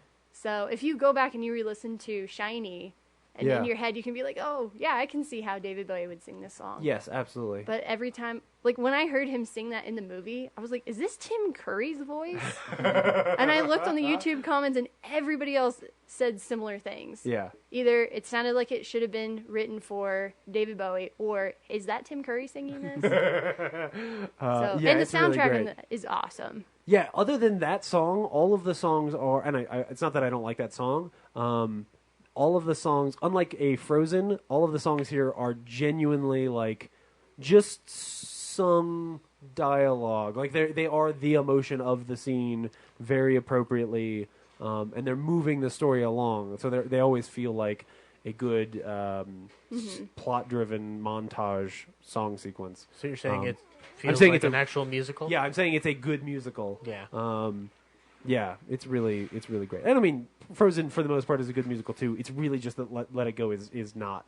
I think Great. that what made this soundtrack really strong was that because they had so much of that, the Polynesian and the Pacific Islanders culture, like music to Yeah. use. I actually think that's the better parts of the soundtrack is when they go back to that sound and Yeah. that song "We Know the Way," like midway Yes. through when with the boats. It's great. It's really great. I think it it's gives better. you chills. Yes, it's it does. better at the end. Yeah. when she's singing it. Yeah, Wait, who's singing it? No, what? She doesn't sing that song. she's anyway. We can't. Yeah, we shouldn't talk about it too much. But she's with when they're at the end and they're doing the boats. Oh, the reprise. Yes. Yes. Yes. She is with them. So I guess I'm being facetious. Or I'm. Yeah, I'm, I think the beginning part of that song is better because that's Oh, all okay. like the Yes. Polynesian Pacific Islander peoples Yeah. singing, and then when Lin-Manuel Miranda comes in, it's still good. But Yeah. I think that was the stronger part. Interesting. Okay. Cool. Very cool.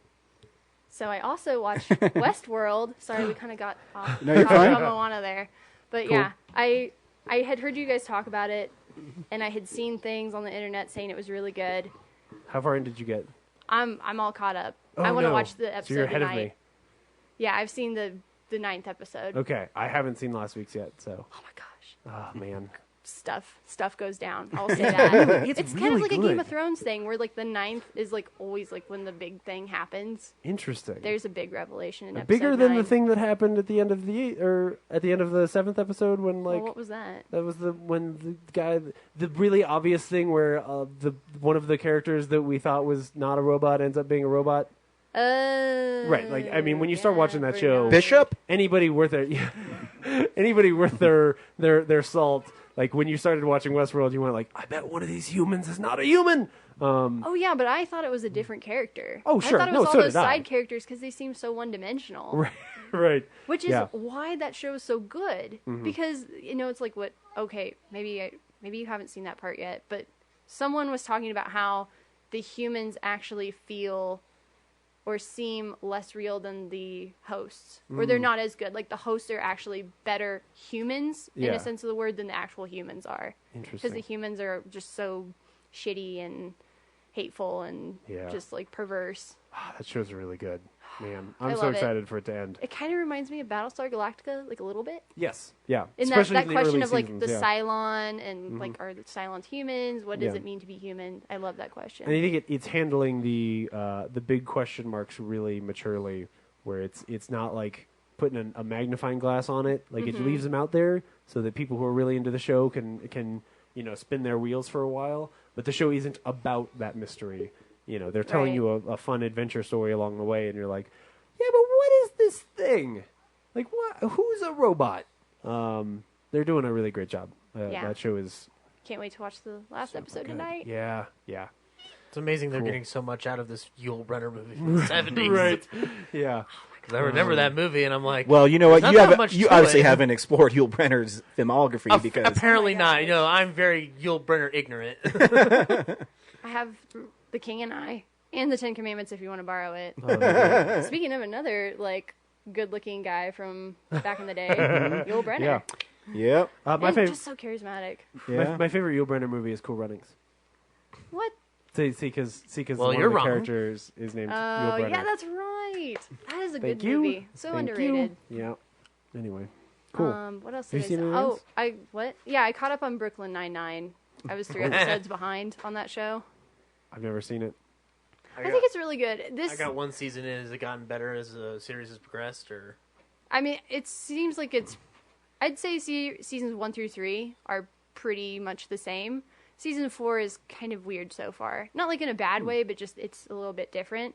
I think they're starting to get a little bit more caricature with some of the characters. Way to go, Mom. Aw. My kid just carried my wife's beer out and was about to take a drink. and now he's trying to Way do a to be handstand. curious. Clearly, he's drunk. And then I also watched Grand Tour, Oh yeah, so caught up on man. that now. that movie put me. No, the Grand Tour Oh. on Amazon. Oh, The- yes, sorry. The Top Gear people. Yes, right. Sorry, I was thinking of End of the Tour, which is a very sad movie. Yeah, no, Grand Tour. Was it you It's who really said good. you were watching Yes. that? Yes. Oh, so good so far. Yeah, it's I like exactly how they keep like Top killing Gear. off all the guests. Yeah, right. And like in the 3rd episode when Simon Pegg is like walking through the city, I'm like, are they really gonna have him on, or are they gonna kill him again? And then of course they killed him. It's fascinating because when they started doing it, I was like, man, I have no idea how, if they're not going to have the guests drive a car, I don't know that I even care to have guests on. Like, just do the rest of the show. So it's actually like a wonderful, running gag because I'm like, yeah, I don't actually want to see anybody interview Charlize Theron in my car show. I really Which don't I don't care. think that was her, right? That had to have been like a stunt double or something because you Maybe. only see her from far away. Yeah, yeah. It is just like a blonde woman They walking through definitely the savannah. They definitely didn't fly Charlize Theron to South Africa just so she that could they quote get eaten by a lion. Right? Yeah, that didn't. Well, happen. she is from South Africa. No, so- agreed. So maybe she was just at home.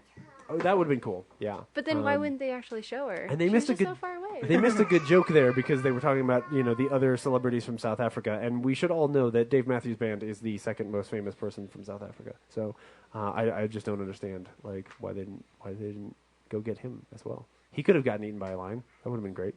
So yeah, that show's wonderful.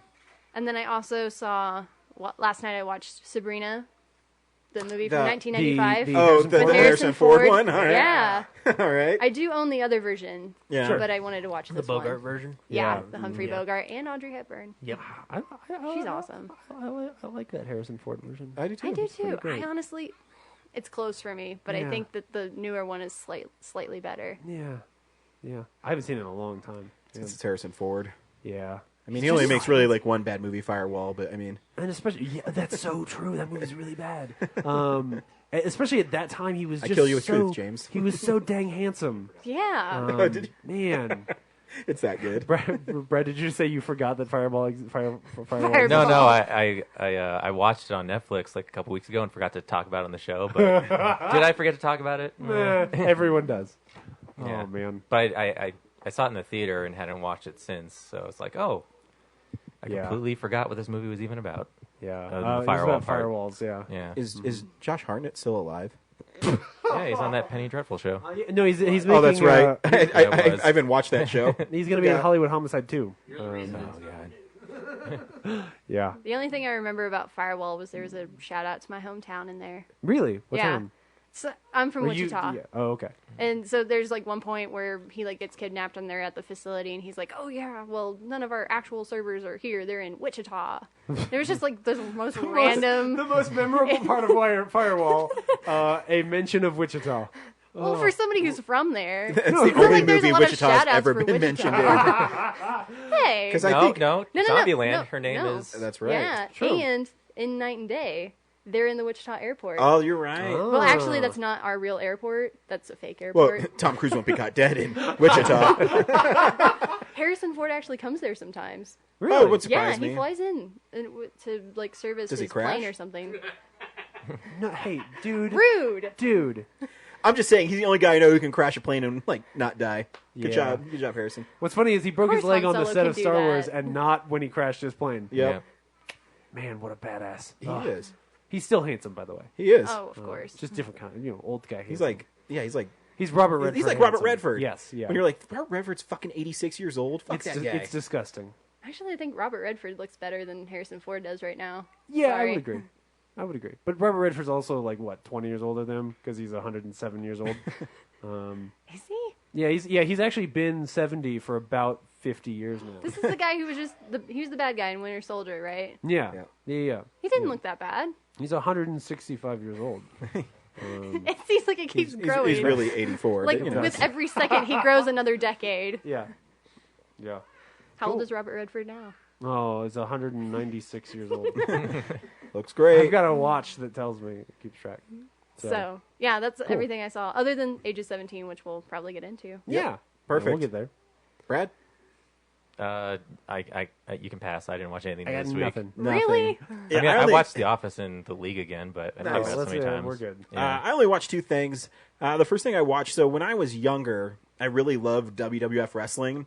And my favorite wrestler from like the mid 90s until The Rock came around was Shawn Michaels. And I just because, so everybody knows wrestling it's predetermined who's going to win. But Wait. the spots and the stunts and the actual physicality of it. Yeah, I know, right? It is real. So, I mean, these guys do truly athletic things. And they cut some pretty funny promos. I mean, if you can just go to YouTube and just type in The Rock's greatest WWF moments.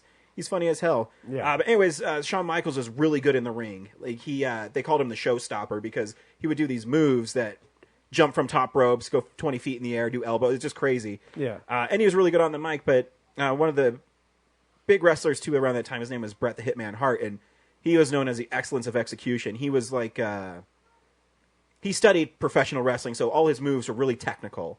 And so he wasn't quite as good on the mic, but he got over what they call it on the fans because of his wrestling ability. Okay.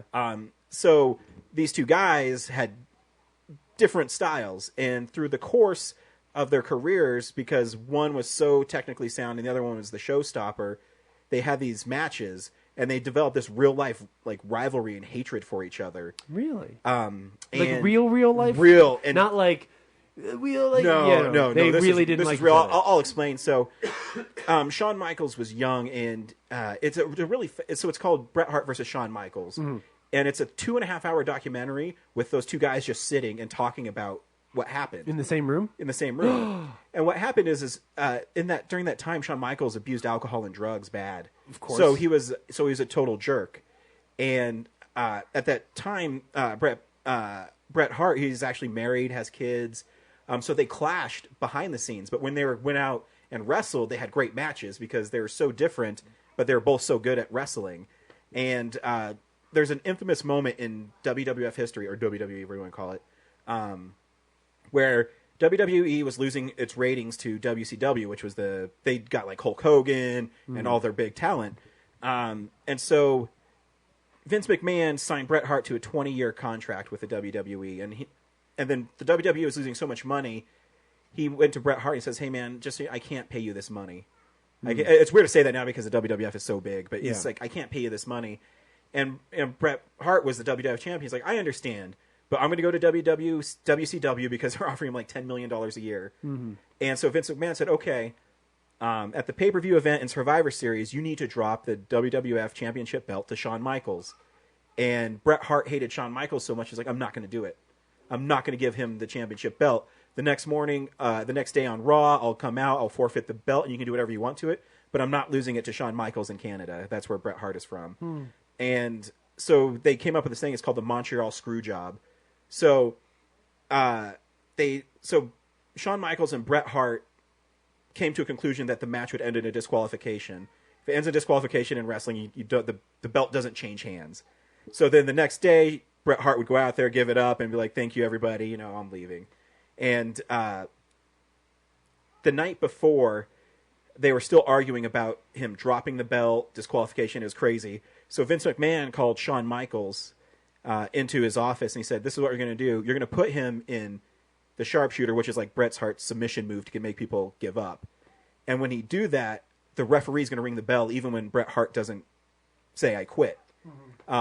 So they are purposely making him lose the belt because they were worried that he was going to take the belt away from them. Mm-hmm. So when that happened, Shawn Michaels did it, and they have this video and this audio at the end, and Bret Hart asked, like, do you know what was going on, Shawn? He's like, I didn't know. I'm as shocked as you, but Vince McMahon told Shawn Michaels, no matter what happens, you deny what happens. And Wow. And so Bret Hart got so mad he punched Vince McMahon. Him and Shawn Michaels had a huge falling out. They hated each other, made fun of him. Shawn Michaels was still abusing alcohol. And then he retired because he hurt his back in a match with The Undertaker. And during that time, Shawn Michaels became a Christian. And he totally cleaned up his life, got married, has kids. And he came back in 2006 to WWF. And so did Bret Hart. And they had this reconciliation. Aww. And now it's a really interesting story because they hated each other so much. Yeah. And he even, in the documentary, Shawn Michaels says, the problem is I was on so many painkillers and alcohol, I don't remember you telling me doing this stuff.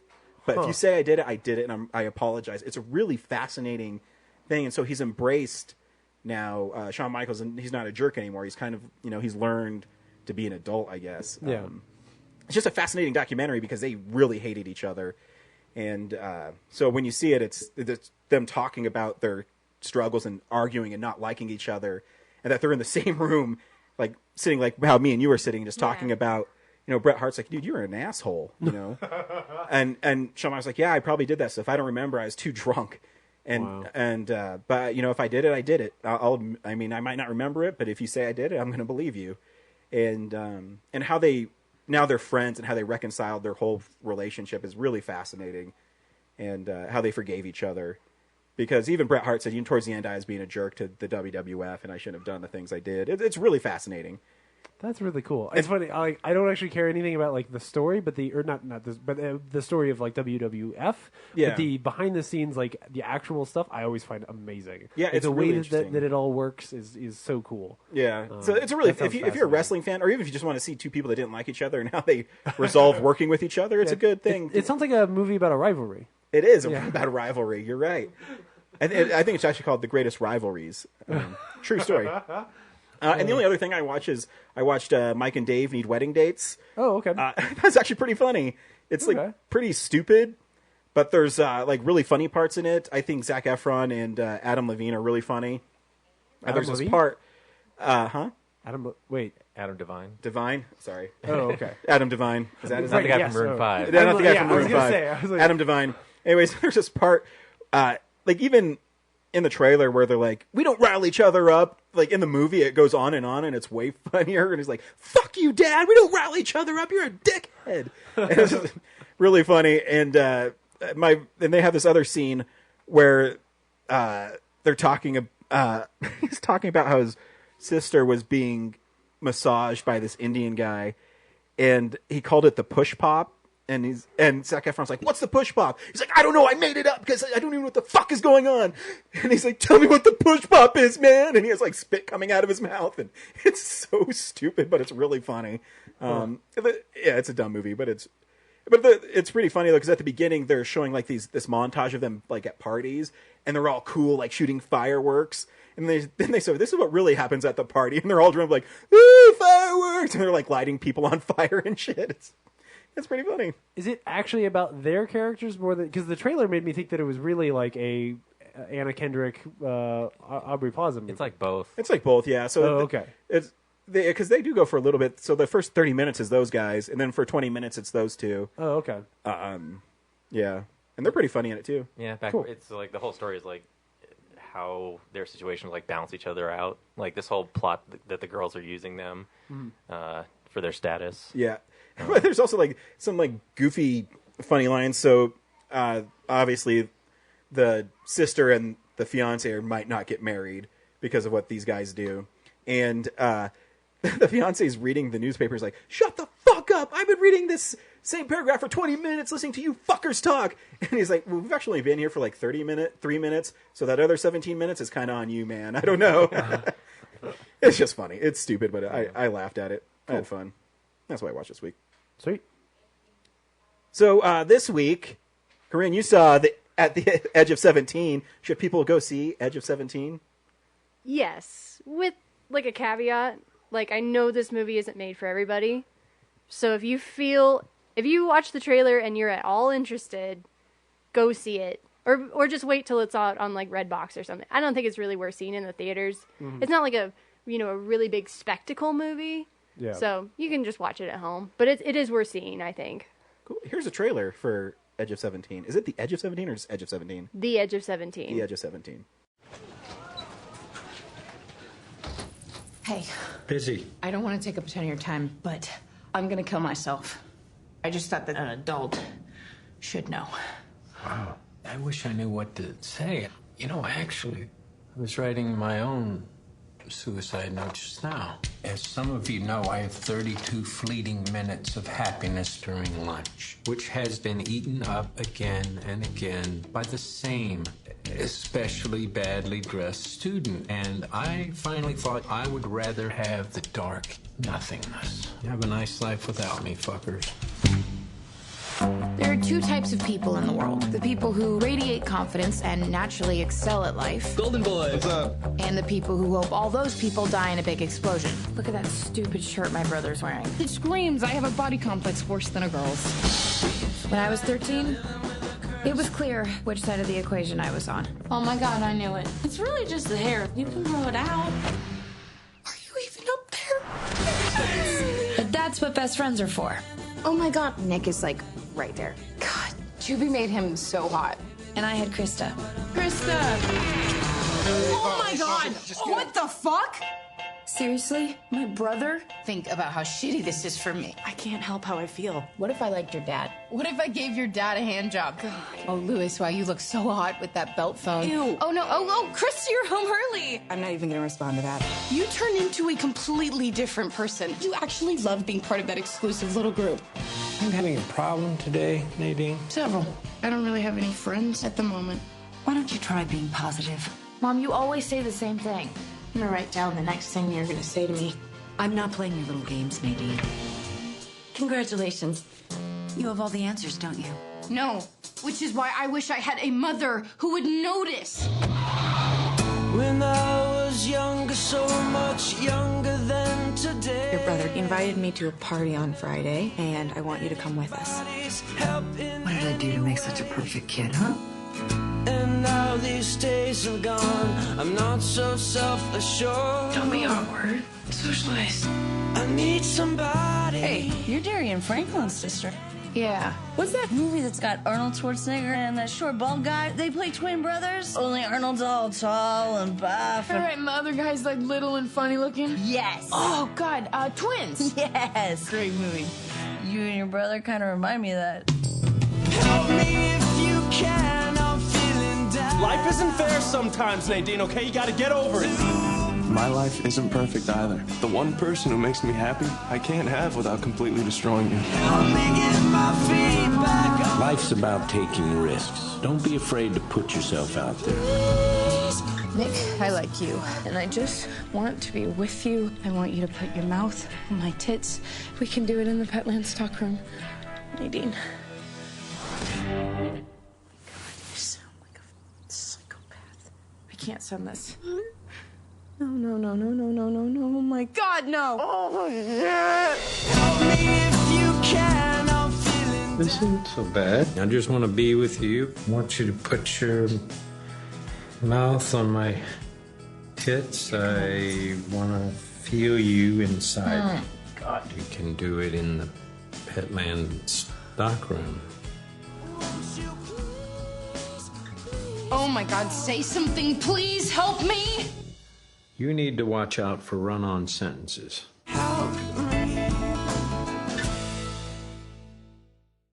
There's no Stevie Nicks in the movie. What a great joke! So what's it about?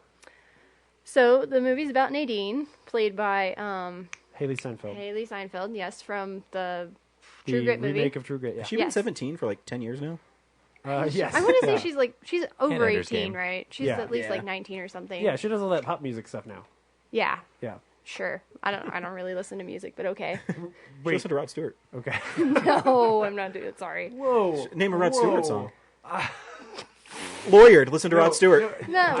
Does he do Copacabana? No, that's Barry Manilow. Oh, I don't know that.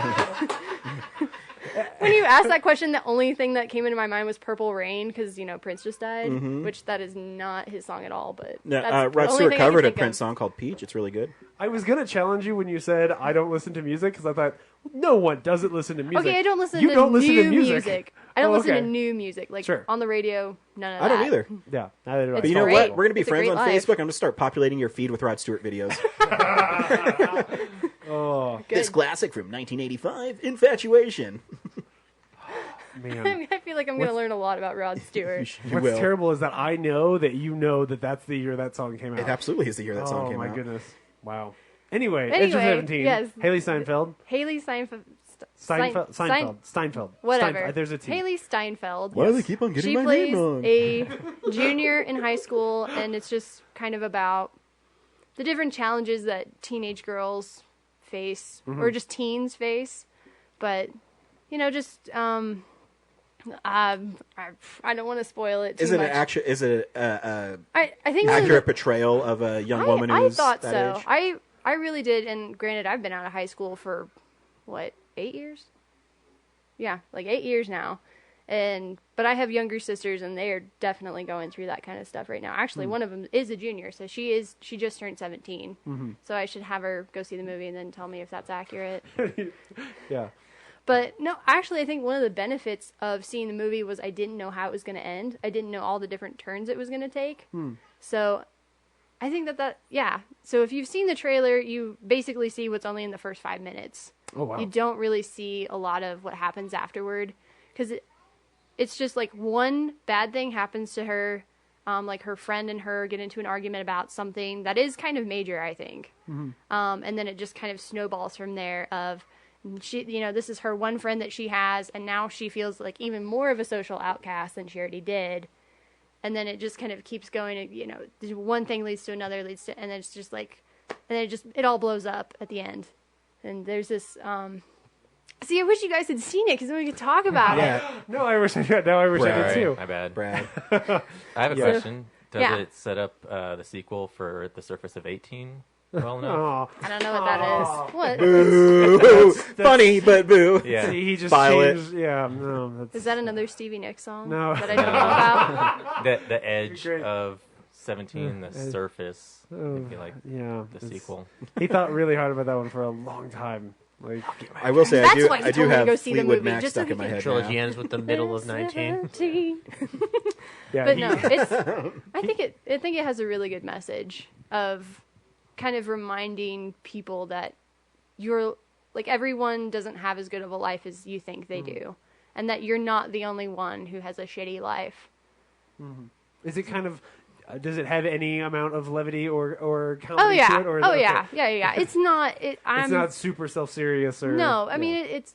I think somebody had compared it to Juno in like one of those Okay, yeah. reviews. Like I kept seeing the trailers of like, name every teen movie you can think of, and it gets compared to all of those. Yeah, And so yeah, it's kind of in the same vein as Juno. I think Juno is funnier, sure.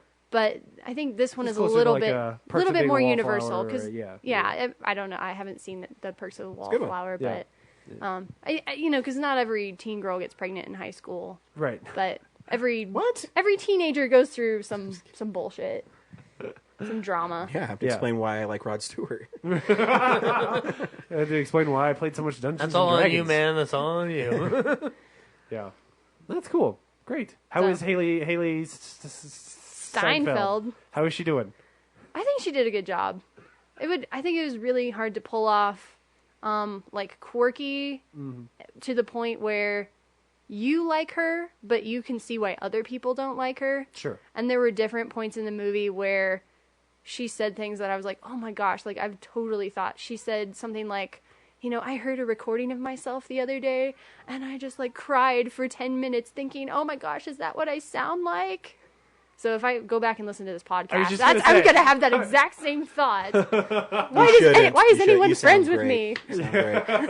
No, seriously. Yeah, there's like the scene early on where she gets drunk with her friend, and so she kind of has like this like mini little existential crisis and says a bunch of stuff that I was like, yep, I've definitely thought that before. And even if you're an adult and you're in the theater, I think a lot of those insecurities that you had as a teenager are going to resurface. Like, you're going to feel like, oh yeah, like I remember what it was like to be insecure like that.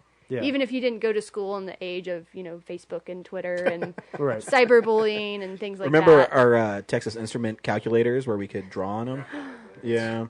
Did you guys ever play Snood on those? Yes. Oh yeah. No.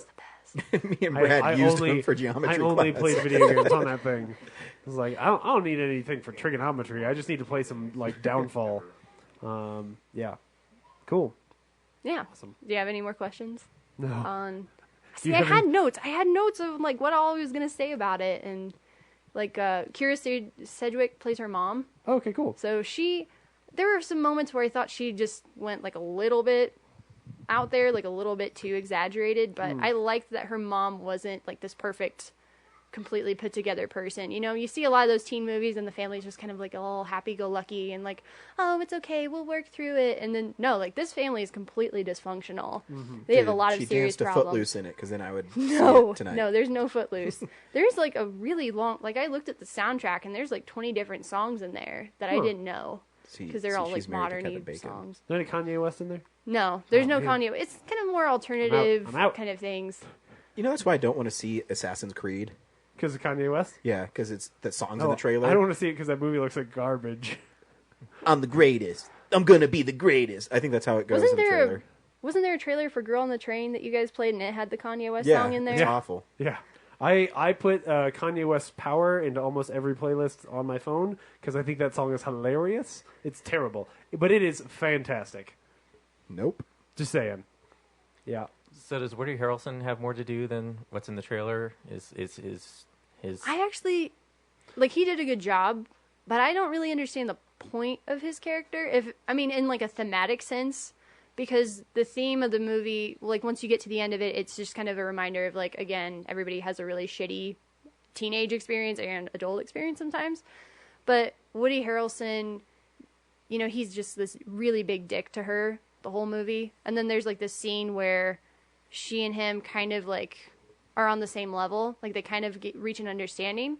And then she thinks like he's just totally like a loser and, bald and doesn't have a wife or kids or anything like that. And then she's like, you're not bald at all. Then she brought him a Twinkie and it was all good. No, but then there's a scene where she goes to his house and she meets his family and like his wife and kid. And so I didn't really get that part of it in terms of like a theme. Like I got it why it was there in the plot sense of the term. So, Yeah. Or in the, So yeah. he gets mad But he because does- my wife's yeah. taking away toys from him. And why just let him play with them? Why are you taking them away? Who cares?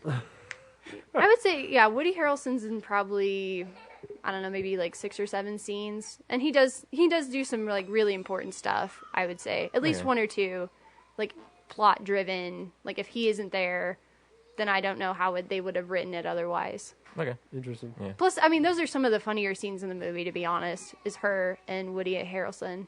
Yeah, but from the trailer, I just watching the trailer, I assume like he's probably like those are his 2 scenes in the movie, and then he's comic relief and then he's gone. But it sounds like he's got more to do, so that's And cool. you don't realize how long Woody Harrelson's been a part of our lives. I mean, how long ago was he on Cheers? 30 years ago? Yeah. Oh my gosh. 85, Man. 86.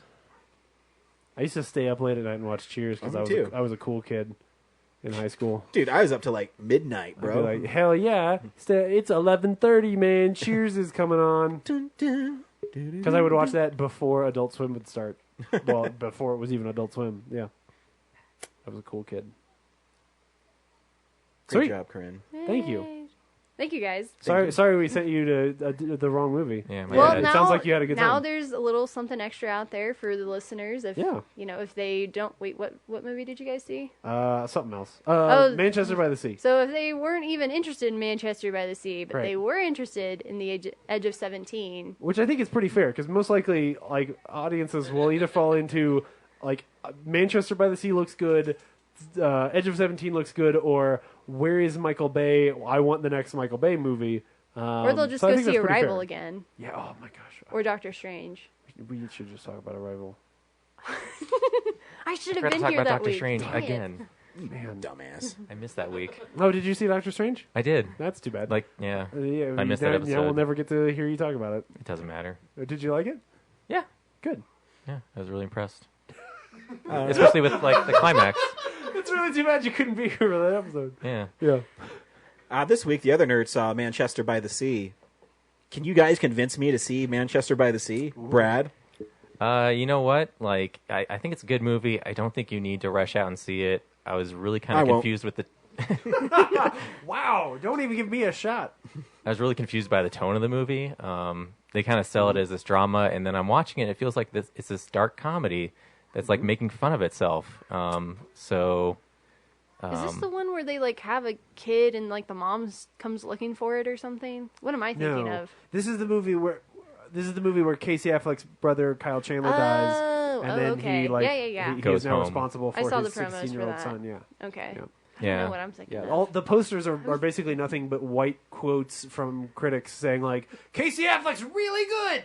Yeah, and I think he's good. He's good, but just like it's so long, and it seems like it's just all like a montage. Well, not a montage, but it seems like the movie is just comprised of all the awkward moments between scenes that you would have like seen in a normal like indie drama. So would you say that Casey Affleck's now out of the shadow of the bat? Yes!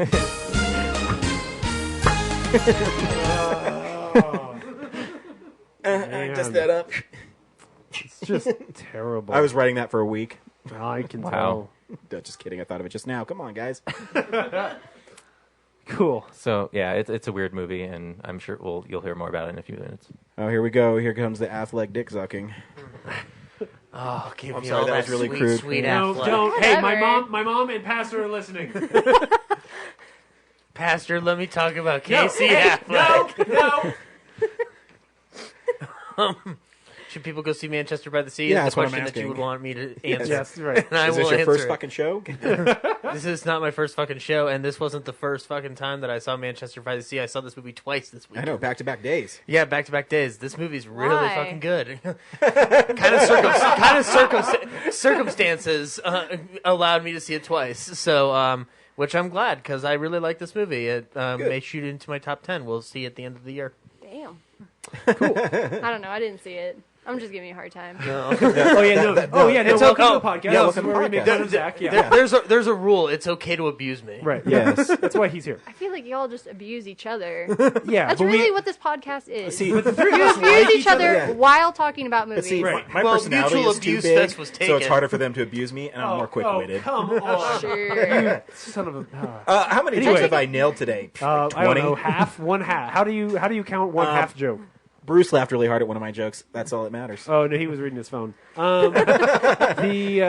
Manchester by the Sea. I think this movie is really good. It is not a movie that Ryan would like in any universe. Good, not seen it. I just don't. I would be fascinated to hear your opinion of it.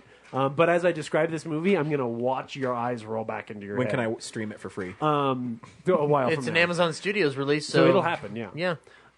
Perfect. So it's the movie is an emotional trap, and the first half of it is really pretty dour and slow, and it's about the the actual like mundanity of loss and Mundanity is a word? and tragic events in your life.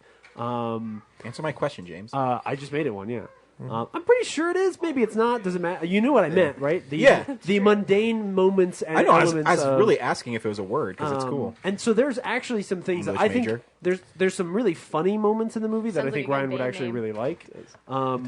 But what's great is halfway through there's a turn, and then it starts. Then it does turn into, like Brad was saying, it turns into more of a comedy as they start to sort of release this emotional tension. I think it's really well done. But I do think it's for a very particular kind of audience. So if you're there, if you want to see a really great performance, yes, this is that. So Academy Awards, here we come. Yeah, but it's not. It's probably not going to pierce my top 10 because, unfortunately, in the end, it asks a lot of questions, but doesn't ask any that are really direct. It has some fun themes, but isn't like really a powerful story for my money. So maybe check it out. At the very least, I Oh my think you should God, see he the finally got to the performances. point. Hey! At least I answered the question. Here's the trailer for Manchester. You're like the by Kevin Sea. Smith answer.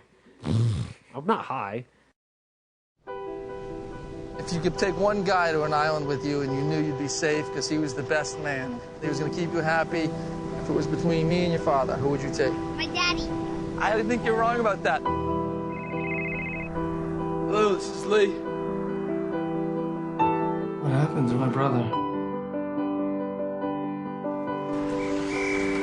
So that's the Lee Chandler. I don't understand. Which part are you having trouble with? Well, I can't be his guardian. Well, your brother provided for your nephew's upkeep. I think the idea was that you would relocate. Relocate to where? Well, if you Here? look, it was my impression that you'd spent a lot of time here. Sweetheart. I'm just a backup. Lee, nobody can appreciate what you've been through. And if you really feel you can't take this on, that's your right. Where are we going, to the orphanage? Shut up. Get in the car. Can't obey your orders until you unlock the door. Whatever you decide, he can always stay with us if he wants to come up weekends. Do you want to be his guardian?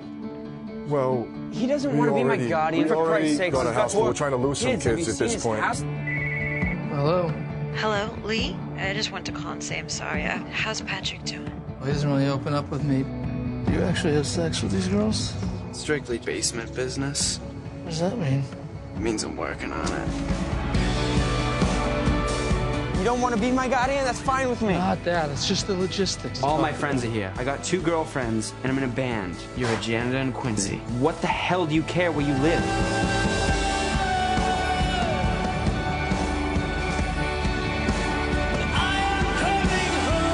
I said a lot of terrible things to you. My heart was broken, and I know yours is broken too. No, if you don't understand, there's nothing there. That's not true.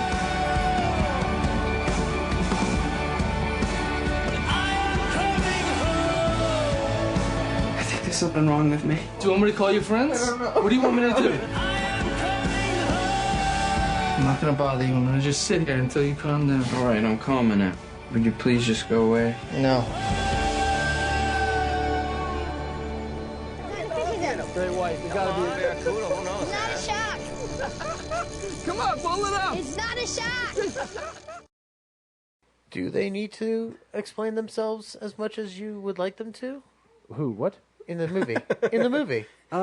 See, he goes on so long he doesn't even remember what the fuck he says. What do you mean? Do they need to explain themselves as much? I feel that the inclusive, Like the inconclusive part of that thematic element is actually beneficial to the idea that recovery is a rocky ass road. Yeah, I guess it's like where they go out of their way to pretend like for me, like the thing that the movie is doing it again. Yes, but the difference is he's far enough from the mic that it's okay. So I don't see a lot of those movies. Let's just talk about Manchester by the Sea. Sorry. Welcome back to Siskel and Ebert. Terribly distracting. No, they don't have to. The real question of the movie is about sort of how, when something terrible like this happens, and you're trying to go through a very, very long stage of grief, that the growth is in very small moments. I will say that it is pretty beautiful. those mundane moments of the film are actually really beautiful. There's this great scene, Ryan, where something terrible has happened, and they are loading Casey Affleck's ex-wife into an ambulance. And, Jennifer Garner? No, Michelle Williams. The wrong Affleck. And they so they're loading her into this ambulance, and I want to say gurney pediatricians, the paramedics, they can't get the legs of the gurney to go up so they can get it into the thing, and he's standing there, right? Like there's this terrible thing happening, and there's just this awkwardness to the whole thing, and you have to live in it. And that's the part of this that turns it into this awful emotional trap where not a lot is happening for that first half. Brad says that's where it gets funny. Well, those are those are these elements where it's funny, but it's this awkward funny where you know that like this guy, you feel all the pain that this guy is in and how much his life is just absolutely devastated by these things that are happening, and how completely like once something terrible like that happens, you can't do anything. The world goes back to being mundane and stupid, and it's fucking Taco Bell tacos and Sunday nights, and it's just incredibly frustrating. And so for half of the movie, that's where you have to live, is in this place where there's just no control and everything is lifeless and awful. And then at the turn, when he becomes the guardian of this 16-year-old who's loving his life and having sex with a different girl every night, and like even though his dad just died, like is somehow able to move on, you start getting just these tiny little releases where there's these kind of fun moments, and you start to see Casey Affleck's character, like, I mean, it's not till spoilers the end that you see him smile for the first time throughout the whole movie, but you just start to see him open up a little bit, and he starts to try to figure out how to talk to people again and have any kind of a relationship, because he had basically, when we meet him at the beginning of the movie, he has completely unplugged from the world, and he's just like fixing toilets for people. He's just a very broken person. That really quickly to detour for a second. That scene where with the lady, there's a scene with the lady where he's fixing her shower, and he just goes, "I don't give a fuck what you do, lady."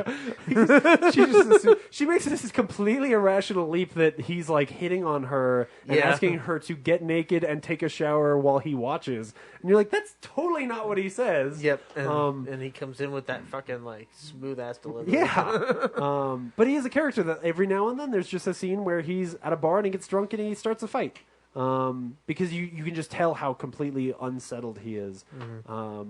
And it's a movie about the fact that when a terrible thing like this happens, you move through grief in these very tiny episodic steps stages that take extremely long periods of time. And so the character at the end of the movie is only marginally different than the one at the beginning, but that's kind of what they're saying. And because so I would agree with you. Do they need to say on the nose what the movie's about? No. He says it in one simple line. I can't beat it. I can't beat it. I'm sorry. Yeah. That's all he needed to say. But for everything to wrap up the way I wanted it to. Yes, but at the same time, in the very next scene, he's making incremental changes in his life. Like the thing that he talks about at the end of the movie is him at least saying, like, I can work on this a little bit. Which is really kind of like, it's kind of heartwarming in a movie about like, oh my gosh, everything is terrible. Like there's so much of this movie is just awful. The scene with Gretchen Mol is maybe my least favorite moment, like the most uncomfortable I get, and this guy has his whole family die around him, and yet this scene where the 16-year-old goes and has dinner with his mom is the most uncomfortable and kind of depressing scene, just because theoretically here's a case where something good could happen, and it's just like the most awkward lunch you've ever been at. It's a really rough movie, and so when they release those little bits of emotion and you get to laugh a little bit and there's a little bit of joy that ekes in, it's better than than it should be, because yeah, it's It's not a movie. There's no world in which Ryan likes this movie. There's just not. I just can't imagine it. See, I don't know. Like, I feel like there might be a part of Ryan that might enjoy it, but No. again, it would be really have to be up to Ryan. Brad's just like vigorously shaking. You're saying No. that I have a soul, bro. No, this guy didn't like Magnificent Seven, man. I want to believe. I'm like James. I'm immensely curious to see what you would think of Yes. it, but I would you'll love to wait till hear you Netflix. shit all over this movie. Is there bad ADR? I mean, that's the real. Yeah. No. Yeah. Actually, I'm doing this lower than the Gurney. no, the footstep sound effects in the movie. A lot of the sound effects, the Foley work isn't timed right. So, I didn't notice the timing being off. There's definitely times when the Foley is like super loud. Like, Yeah, like, well, I like think they're that's- drawing attention to it. Like in the police station and stuff, when Oh, the yeah, the chairs are moving. chairs Like, are- I think yes. it's intentional to make Oh, you it totally is, feel. yeah. But like when he's walking through the snow after, I think it's from the liquor store. I like did notice the, that. A lot of times in the movie, even just like outside when they were just walking around Manchester, Oh, like no. Can't handle it. I was right up against. I'm Yeah, like, listen yeah. to those sirens in the back. This there. Foley, man. Yeah, I was the worst Foley. I was surprised, like that their Foley artist didn't time it right. I don't know. Yeah. Maybe there's a delay in the speakers. Maybe it's intentional. And maybe the Foley artist is like, fuck it. He's so drunk, man. His feet are there like 3 seconds after he is, man. Yeah. Yeah. Apparently, they need to hire Kellen to be their Foley Yeah, I person. know, He's he's- doing some good sound He effects did. back He's there. rocking it. Okay, so you guys have said your piece. You have not convinced me to see this movie. No, well, I clearly wasn't trying Zach. to. I didn't think I was going to. Follow up. The movie I was thinking of is The Light Between Oceans. Oh, That's the yes. one where the Michael Fassbender Where they and find the kid. the baby in the Yeah. ocean, and then they're like, "Oh no, this is your baby." So I you want know, it. sea, ocean. Of course, I was confused. Oh no, absolutely not. It's part of this weird trilogy called Water. I do think I think the movie is good. It just didn't, especially for some of the hype around it. Like it didn't hit me emotionally the way that Arrival does. Go Is see that what your Arrival. shirt's about? I've been Yeah. trying to figure it out. Is Yeah. that an Arrival shirt? Yeah, it is. Okay. Yeah, I got this. We'll talk about it. It looks like a circle for anybody who's just listening. Right, it's just a circle. For your pastor and your I mom. just have a circle. Yeah, thank you. But the symbology means so much more, guys. Yeah. No, I just woke up and wanted to dress like a slob today, so And if you're looking for one more movie to see, here's Henry's pick this week for Oh, Our Horse, Our Asshole. We're the worst people ever. No, I just cut it at the beginning. Oh, That's okay. more funny I did No, that this way. is great. This is great. I love art house movies. You can call me Mr. Asshole. What's up, nerds? It's Henry giving you an update on Art House Asshole. This week we watched Welcome to Leith, which is a documentary about a small town in North Dakota where a white supremacist moves in and decides to turn the entire town into a hub for white supremacy. It is a horrifying documentary that I strongly recommend you check out. I don't have much else to say about it other than it's very good, and it might make you uncomfortable because it kind of humanizes neo-Nazis in a way. Not in a way that you're thinking it's not like pro-Nazism, but it does give both sides of a story with still having a clear bias against neo-Nazis as it should. As a heads up, every article for Art House Asshole this month is going to be a documentary. December will be dedicated to documentaries. Besides this film, all of them should be on Netflix. So if you want to check any of these out, you can. This one you can rent on iTunes, that's what I did. But following this week, all of them should be on iTunes. So this should be a fairly good month if you like documentaries and you have Netflix. But anyway, that's this week. I hope you like Manchester by the Sea. I'm checking out this weekend as well, and I hope you guys like it. Bye. You can call me Mr. Asshole. Noisy movies in New York. Let me change it when he came back and he didn't. Yeah. Oh yeah. Yeah. My mom thinks that those farts are hilarious. Because farts are funny. One of my most favorite jokes is Louis C.K. said, "You don't have to be smart to laugh at a fart joke, but you're dumb if you don't." See, what you need to do is you need to put like the sound effect of like a toilet in there, because you know how he's like always recording from the bathroom. 'Cause apparently that's the only quiet place in New York. Yes, that would be fair, man. Next week we're seeing Office Christmas Party. Oh, is that what we're seeing? Oh. Oh, okay. I think that's the only thing out actually, because La La Land is only limited. Oh, nope. What? So I was driving down towards Belmar this week, and up on their marquee it said La La Land December 2nd, and I freaked out. And I was like, "Oh, we should not see Manchester." And I went into the theater and I told them We shouldn't see what? Manchester Oh, okay. by the sea. Go ahead. Explain it to James, because obviously he didn't get what the fuck you were saying. We shouldn't see the town Manchester, apparently. Right. No, we shouldn't see it. But I went in the lobby and I was like, "Hey, are you guys actually showing La La Land? Because your digital sign out there says the second." They're like, "What's La La Land?" I was like, "Oh."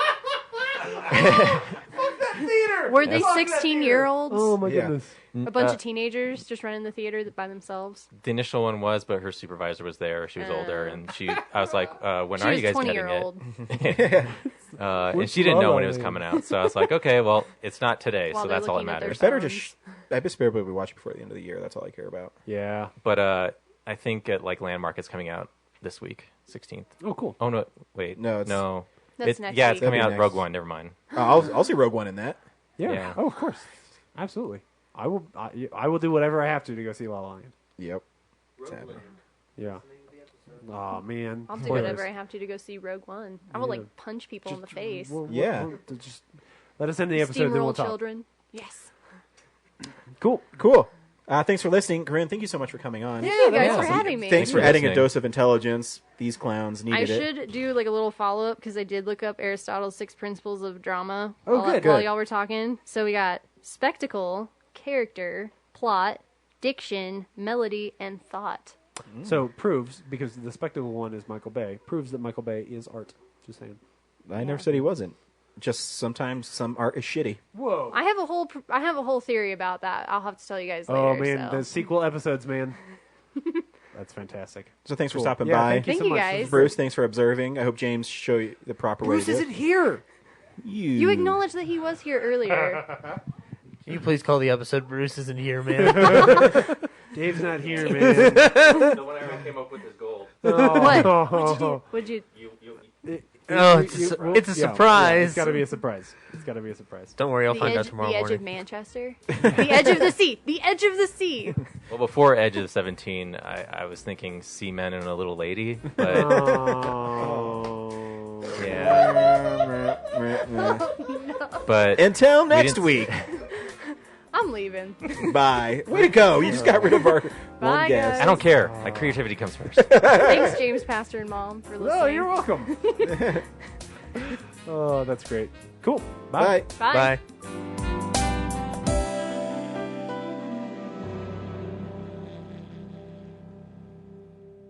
Real Nerds is a Nebulous Visions multimedia production. We would also like to thank Sparks Mandrill for our music. Additional music from Ben Sounds. Thank you to Alamo Drafthouse. Thank you to Colorado Coins, Cards, and Comics. And thank you for listening to the Real Nerds Podcast. Right. So, Bruce, this is the part where we talk. Oh, no, I already got you. I know. Just kidding. Oh, you mean because we're going to start the podcast? Yes. Yeah. So now, now I've got levels, and everybody looks pretty good. She's going to be a little bit quiet, but I'll just watch it and write her levels so that if she pulls away from the mic, it'll be fine. And you'll do great. Okay. Don't be intimidated. There's literally no one but you and my mom listening, so it's fine. And she's super nice. I thought So- somebody's pastor listens too. That was my pastor. Yeah. Your pastor What's listens to funny- this shit? Yes. Well, hey, my associate you know what? pastor. Don't worry. Next week I'll be watching The Devil's Advocate for Christmas to get us in the spirit. Oh, mercy. Fuck you. That's my Pacino. That's all I got. That's not bad. That's not bad. That's not bad. Yeah. So honestly, I started recording as soon as we did that, and then we just delete everything at the beginning. It's really easy. The reason why there's so many podcasts on the internet is because the barrier to entry is extremely low. The only thing hard about it is you have to do it for like 5 years. And be awesome at it. Yeah. Well, and like tell people that you're on it so that people will ever Denver listen, Comic Con told me that we are the best. Straight up. I heard that you smell good. James Marster does. Are you a James Marsters fan, Corinne? Who? He's Spike from on Buffy the Vampire Slayer. Never saw it. No, you've never seen Buffy? No. You have to Well, we're read going to that. drop some knowledge on you today. So. Okay. Oh, this is fantastic. But anyways, he's this actor from Buffy, and he was really the first. You're holding it sideways. He was really like the first big panel that we did. That I did. Who'd you do that year? I did Colin Ferguson. Yeah, he was funny, though. Eureka. Oh, he was great. Yeah, he didn't make me work at all. Yeah. Anyways, so I met him beforehand, and he was really nice. And when you go on stage, I never really know how the actors are going to react when I'm doing stuff. So I just introduced him as the man, the myth, the legend. And he comes out and he gives me like this big hug. And when he hugged me, I got like bombarded with this amazing scent. I have no idea what it was, but I remember it to this day and I talk about it all the time. You think you do. See? Oh, I'm not the only one. And he's like super handsome. I'm like, I hate you so much. Yeah. You think he does that just so that, like, throughout the day, like the overwhelming like smell of dude bros in a convention, like you just want to make sure there's enough musk around you to protect you. So you know, around town, there's a lot of people that use where I work use a lot of patchouli. I hate the smell of patchouli more than anything in the world. And so when I shake their hand, I have scented hand sanitizer that I use because I don't want the patchouli smell on me. If you're confused what patchouli is, Corinne, it's have you ever smelled a hippie before? Can't say that I have. Okay, so just picture a white guy with dreadlocks who's rolled around in dirt and poop, and then like uses the it smell as of a granola. scent, and that's what you got. That's a great Patton No, the Patton Oswalt is hobos fucking dirt. Oh, yeah. Oh, dirt that's been fucked by a hobo. That's right. So here's a really hard-hitting scientific question for Okay. you. When you say he smelled good, does that mean he smelled like man's, like a cologne, or like Bath and Body Works? Yes, it was like some sort of like cologne, but it wasn't that Old Spice like overbearing stuff. It was like kind of sweet, but mellow, and I'll never forget it. I don't know what it is, but I'm like, You should have asked. Axe Extreme. you know, If you ever see him again. Hey, he's here this year, Yeah. and if I do his panel, I'm going to ask him what he's wearing. I'm not even joking. You should be like, and I'm going to bring for it the up. past 4 years, I've told a It's story been about 5, how all right? good It's you been smell. 5. That's true. It will have been 5 by then. Yeah. But for the past 5 years, I've told stories about how I'm good going you to. smell. I am straight up. What do you smell like? That's going to open it up.